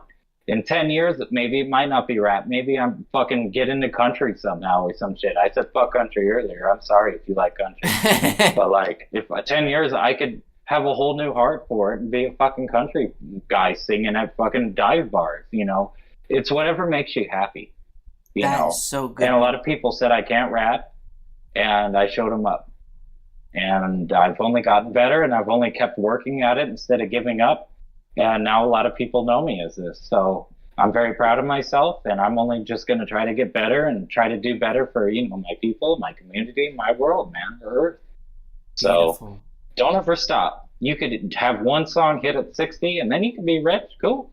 Or you can not be rich and have a hit, and at least you made the world a better place. You can die at peace, you know. So I'd rather sit here and not chase the bag and instead, you know, just try to get people to listen. So more people listening, that's what makes me happy. Otherwise, if I get $20 a month, all right, cool. If I get $200 a month, all right, I'll take it, you know. But it's all about reinvesting it back in to help more people. And I think a lot of artists lose track of this. So, you know, that's very important. When the money hits, that's when they lose track. That's a good point. I think, like, especially like when the money hits, it's like it exposes everything so much more. It's like you were depressed before you made it, and then now you're like you're famous. You're gonna be like really depressed. Like, I think you're really happy all the time. Maybe I wonder if you really will be really happy even more, like with extra money and stuff like that. I'm just curious about the positive sides of that though, because I'm never rich either. So I'm just like curious though, like what's that gonna be like for me? I mean, it's gonna happen eventually. We're nonstop going up. So I'm just wondering about like what is your goal if you do blow up? I'm not when you blow up. I know you're gonna blow up. It's not when you blow up. Like the whole thing is like, I mean, I could show you right now. I'll show you right now. Just one of my lyric books right here. And I have really bad handwriting, so I try not to write as much, but everything I do is for my kids. For the kids. That's what this reads. It might be married for the Nice. kids. That's an album I cover. don't That's an know. album cover. I don't know if what I'm doing is going to support my kids someday, but perchance if things did blow up, I'd be able to take care of them. They don't have to follow They're my getting their shoes. private jet, They right? don't have to hit the limelight. Right. They can go to school in a nice car. They got to learn about the grind, though, because me and their mother have been grinding for 6 years now, and we're going to continue to. And if we blow up, there's still sides of that where you still grind, and there's still a lot of bullshit you have to put up with. So it's always a life lesson. But, perchance anything did happen, of course, I'd pay off my house and I'd get my kids in great schools and do the best I can for them, but still teach them to be humble and teach them to, this this was a chance I took. It worked out, and here we are. Otherwise, it's daddy just having fun doing his thing. And if y'all want to get involved, cool. If you want to do your own thing, cool. I support it. Daddy start making money doesn't mean you have to get on stage with me like Beyonce and her little girl. You can do your own thing, but you want to be here, I'm here. But it's all about my kids. My life mission has changed. So, it's still about changing the world, but now I have to take care of my kiddos. I work 40 hours a week, sometimes more. And, it's a hustle out there. And now my wife's working. I had to get her to get working because we can't, we just bought a house. It's real tough out here with one job. It's tough with two. We're still struggling with two incomes, so Yeah. if it helped, we'd help our loved ones and we'd help our kids, and do the best for them and teach them. So they're learning it now. Not really. They're pretty masked, from us being broke. They're very spoiled. They're very happy. So that means we're doing a good job. Yeah. But eventually, we say, hey, we actually owe, from here to here to here to here to here. Yeah. And this is everybody these days because prices on, a gallon of milk's not $2 no more. It's $9. It's not fun. Mm. And even when you're rich, you got to be frugal, it seems like. And it wouldn't even be rich. It would just be, getting by in this fucking country. So Yeah. I'd take it though, and I'd put it towards the kids. I'd put it towards my production. I'd put it towards helping people. So it's a lot of fucked up shit where I'm from, and I'm happy to be away from it. And I wish it was a better place, and I would hope one day that it would be. So that's all this is. And what I love about you, Sonny, is you're not afraid to share to any country, any region, any type of person. You share everywhere, and that's the goal. The goal is to get across this world and somehow make it a better place. Because if the right person hears our song, it could change their attitude on life and potentially avoid mass conflict. Yeah. It only takes one person. I hate to say his name, but like Adolf Hitler, he was one person and he ruined everything for a lot of years and killed a lot of people. And if one person gave him the right mindset, that would never have happened. So just to make the general population feel better, instead of hearing about ass shaking, I love ass shaking. Who doesn't? What male or bi female, gay female doesn't like a good titty ass, fucking money, all that. But it's about the bigger picture. And that's what I do with my songs. Our songs. Yeah. You Man, know. beautiful. I'm like, Be serious, be comedic, and be real. that's so true. Like, I remember thinking that. I was like, that's what makes me scared about like the industry stuff. If I ever get signed to something, I'm like, man, then they're gonna like own me and they're gonna like control me. Like, I just feel like I want to be like, I always say like, I'd rather live poor and in peace than in like rich and in like chaos. That's where my wife and I are at. Like, we're poor, but we're pretty goddamn happy. We really are. And if we have money, that means stress. Money equals stress whether you have it or don't, But I'd rather have it, that's for sure. Yeah. Like, I'd be smoking a fatty right now right? if I had For it. like the Will. basic needs and then a little bit some, right? Like, I feel like that's like living in your means, you know what I mean? Like your basic needs and then a little some. Right, this is it. You can owe money to all these electric and water and fucking internet companies and do your best to pay it. But you can't sit there and dwell on this shit because no one's alone in this. We're all in this together, you know. So I mean, there's people out there making millions. They might not feel this, but they feel something. You know, they gotta. But we're all in this together. We're all here to survive together and work together, grow together. So why not try to make it a better place instead of spreading hate and bullshit? It is fun, you know, to talk about crazy shit. It's but the drama. in a more People love the humorous drama. light, Yep. for sure. People love that drama. Right. And, you know, since I had to become a rapper, you know, not had to, but since I became a rapper, that's why I kind of spit shit back at these people who fucked me over. Because that's what rap is about. But it doesn't mean you can't rap about making the world a better place. That's something that actually Logic taught me a lot about. Logic kind of raps Logic. like that. And he knows what's real. He was in-house with crack cooked, meth cooked, all that fun shit cooked. And he drug dealing and slinging and shit, you know. And he got famous, and look at his songs. He's sitting there saying, God, can you fucking hit my line? He's saying, God, can you please just stop this? Kids are dying out here. Young-ass people are dying over dumb-ass gang shit. Like, you know, that's not what we need to promote.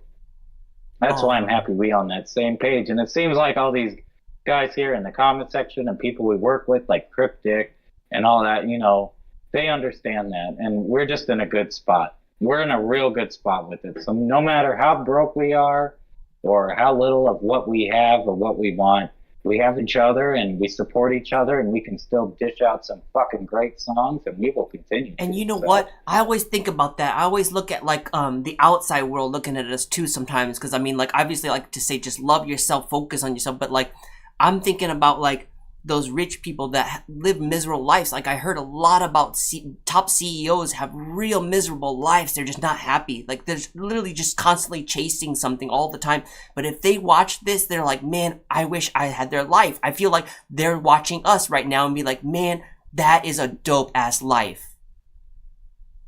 It is. And like I was in management before, and that took a lot away because I had to work extra hours, which sucks, but it is, you know, if you want to be a manager. And, you know, it takes away so much. You gain a lot of experience, you move up. But like you said, a CEO of some big company, unless you're Mark Cuban, you know, you're fucking stressed, you're on the phone call, you ain't watching this shit. None of them are, you know.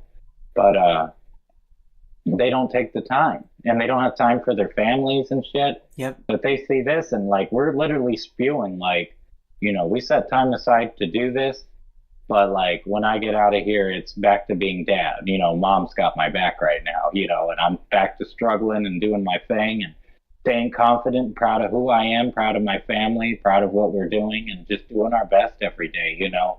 And some people don't take the time to think of us little people like that. They make noodles of money, but they stressed out putting everything into the business and not even spending time with their kids or their loved ones. It's just bullshit.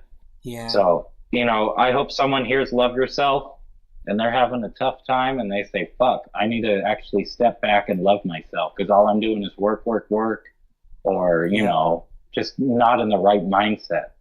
So. Beautiful, man. What's that chat saying? How are they doing? They hanging in there? Raul says, money does not always equal happiness. Thank you, Raul. I'll take the money, though, but it's just going to make me bitch about more shit. So Eminem's a good example of that, because he was bitching before he was famous, and he bitched even more when he was famous. Right. So, you know, but he was real. He was real about it. He wasn't faking it. I can't take a shit no more without someone trying to come get my autograph. You know, how crappy would that be? You know, you can't walk into fucking Walmart anymore. It's so sad. And then, like, did you hear about Andre 3000 when he came back with his album? I love that whole story. He's like, yo, I'm done with that. But, like, you know what? This is another part of me. Like, I don't care if you like it or not. I'm going to release this album. Like, everybody's saying the flute solo or whatever. I would crack me up, but dude, that guy is a legend. He didn't give a fuck. So cool. That's how it needs to be. Even when he grew up, like, his style was so off the wall, right? In the 90s, remember, he was wearing like dresses, long hair, and like almost like that Dennis Rodman style where he's like, what is he doing? Dennis Rodman style, I love it. Yeah. So I love that. I love that he came up and like he basically they were the start of like the whole getting the South like noticed, right? Because it was literally just West Coast East Coast beef, and they're like, "Yo, Outkast, we're running this." I love how they won the Grammys, and he's like, "Yo, we're out here like showing." Like, I love how he got all hype on the stage. I love that. He's like, put some respect on that like southern style. I'll say, you know, my wife and I listen to a lot of the old ass Outcasts, and I'm like, I wish he would come out with something. And then he I did, do all the and time. it was so different. So different. And it's like, you know what? Good for him. And it sounds good. It's not like it's something bad. You can't expect the same shit 20 years later. That's so. and that's But what I'm he was happy saying. he did stuck to himself. And He's a real one. That's so cool because it's like he can. Like, I wonder what he was thinking. Like, what do you think as, like, what was he thinking as an artist? Like, all of a sudden, like, yo, I'm just gonna do this? Like, you being a vocalist, it's like, imagine what would you, it's like, you, now I'm gonna do country music. As long as you don't do it like Machine Gun Kelly, right? Someone dissed you so bad, you changed fucking genres. Sorry, Mosh, I know we talked about that earlier, but...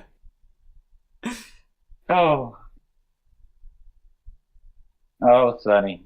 Does anyone have any questions for us? You all want to hear another song? I like Raul. Raul said, I'll still take some boats and hoes.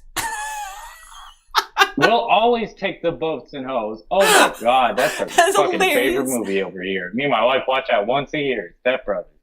That is hilarious. Nice, Raul. That whole movie, A to Z. Good one, Raul. Yo, we made the 3-hour mark. Oh my gosh, we're going ham. You wanna do like one last? You wanna do like one last thing, like on the guitar, like play us out basically or something? Because I do have to do like car shit. You know, I gotta go to bed pretty soon. Yeah, I got work in the morning. Perfect. So I'm gonna go ahead and play you all a song real quick. This song is called Invincible. It's not recorded anywhere. There is videos of me playing it.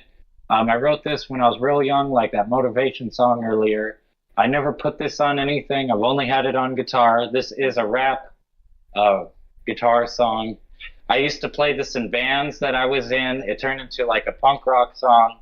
At that time, punk rock rap, whatever. So I know this song pretty damn well. I've been playing it for a very long time.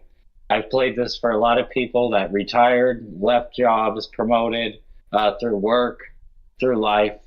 This is my song right here. So it's called Invincible again. I do need to record this and put it somewhere. So let me send you all out. And again, thank you all for coming.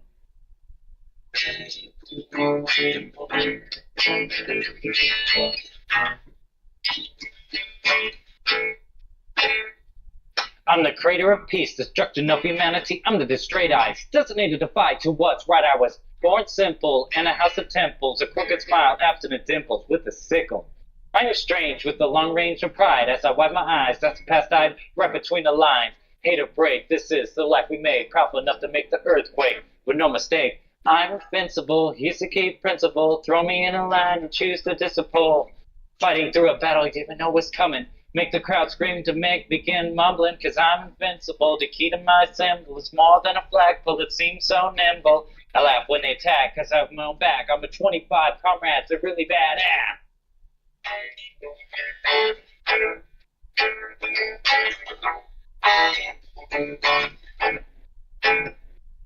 My blood is only spilled when the government decides to make a national park a landfill. Like, what a joke, like, why do people even smoke? They take a 5-minute run and then they start to choke, and I never would have even thought of all these drugs these kids even bought. Who would have sauteed my lemonade? But you'll never get through since I'm so brave, and it's okay, cause I'm here to stay and fight another day. This will miss a grave. I'll save myself and made with loose change. I'm in 3-point range, my favorite game, but not for a minute that you thought I was lame, because I'm invincible. Here's the key principle. Throw me in a line and choose to disapprove. Fighting through a battle you didn't know was coming. Make the crowd scream to make me begin mumbling, cause I'm invincible. The key to my symbol is more than a flagpole, it seems so nimble. I laugh when they attack, cause I'm my own back. I'm a 25 comrades are really badass. Cause I am invincible.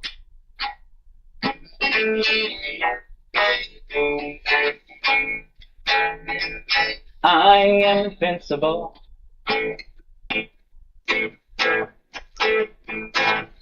And there y'all have Woo! it. Invincible. Lovely. Thank you, thank you, thank you. Thank you so much for that. Thank you all. Thank you for being such a like positive force in this world, man. I mean, people can say like it's Thank you, Sonny. a mad world, but you make it a better place. And I always say at the very end of my live interviews, I mean, this is the second one, but I think I'm gonna start a new thing where basically like, yo, last words from you. What do you want to tell the world? I love y'all, even though I barely know y'all or I don't know y'all, but I do love you all. Y'all are good people. Even if you're not on the right path, I know you're a good person at heart and you will find your way. Never give up on music and always stay strong to yourself. Never give up and just be you. And you will have the best life you can live. Always.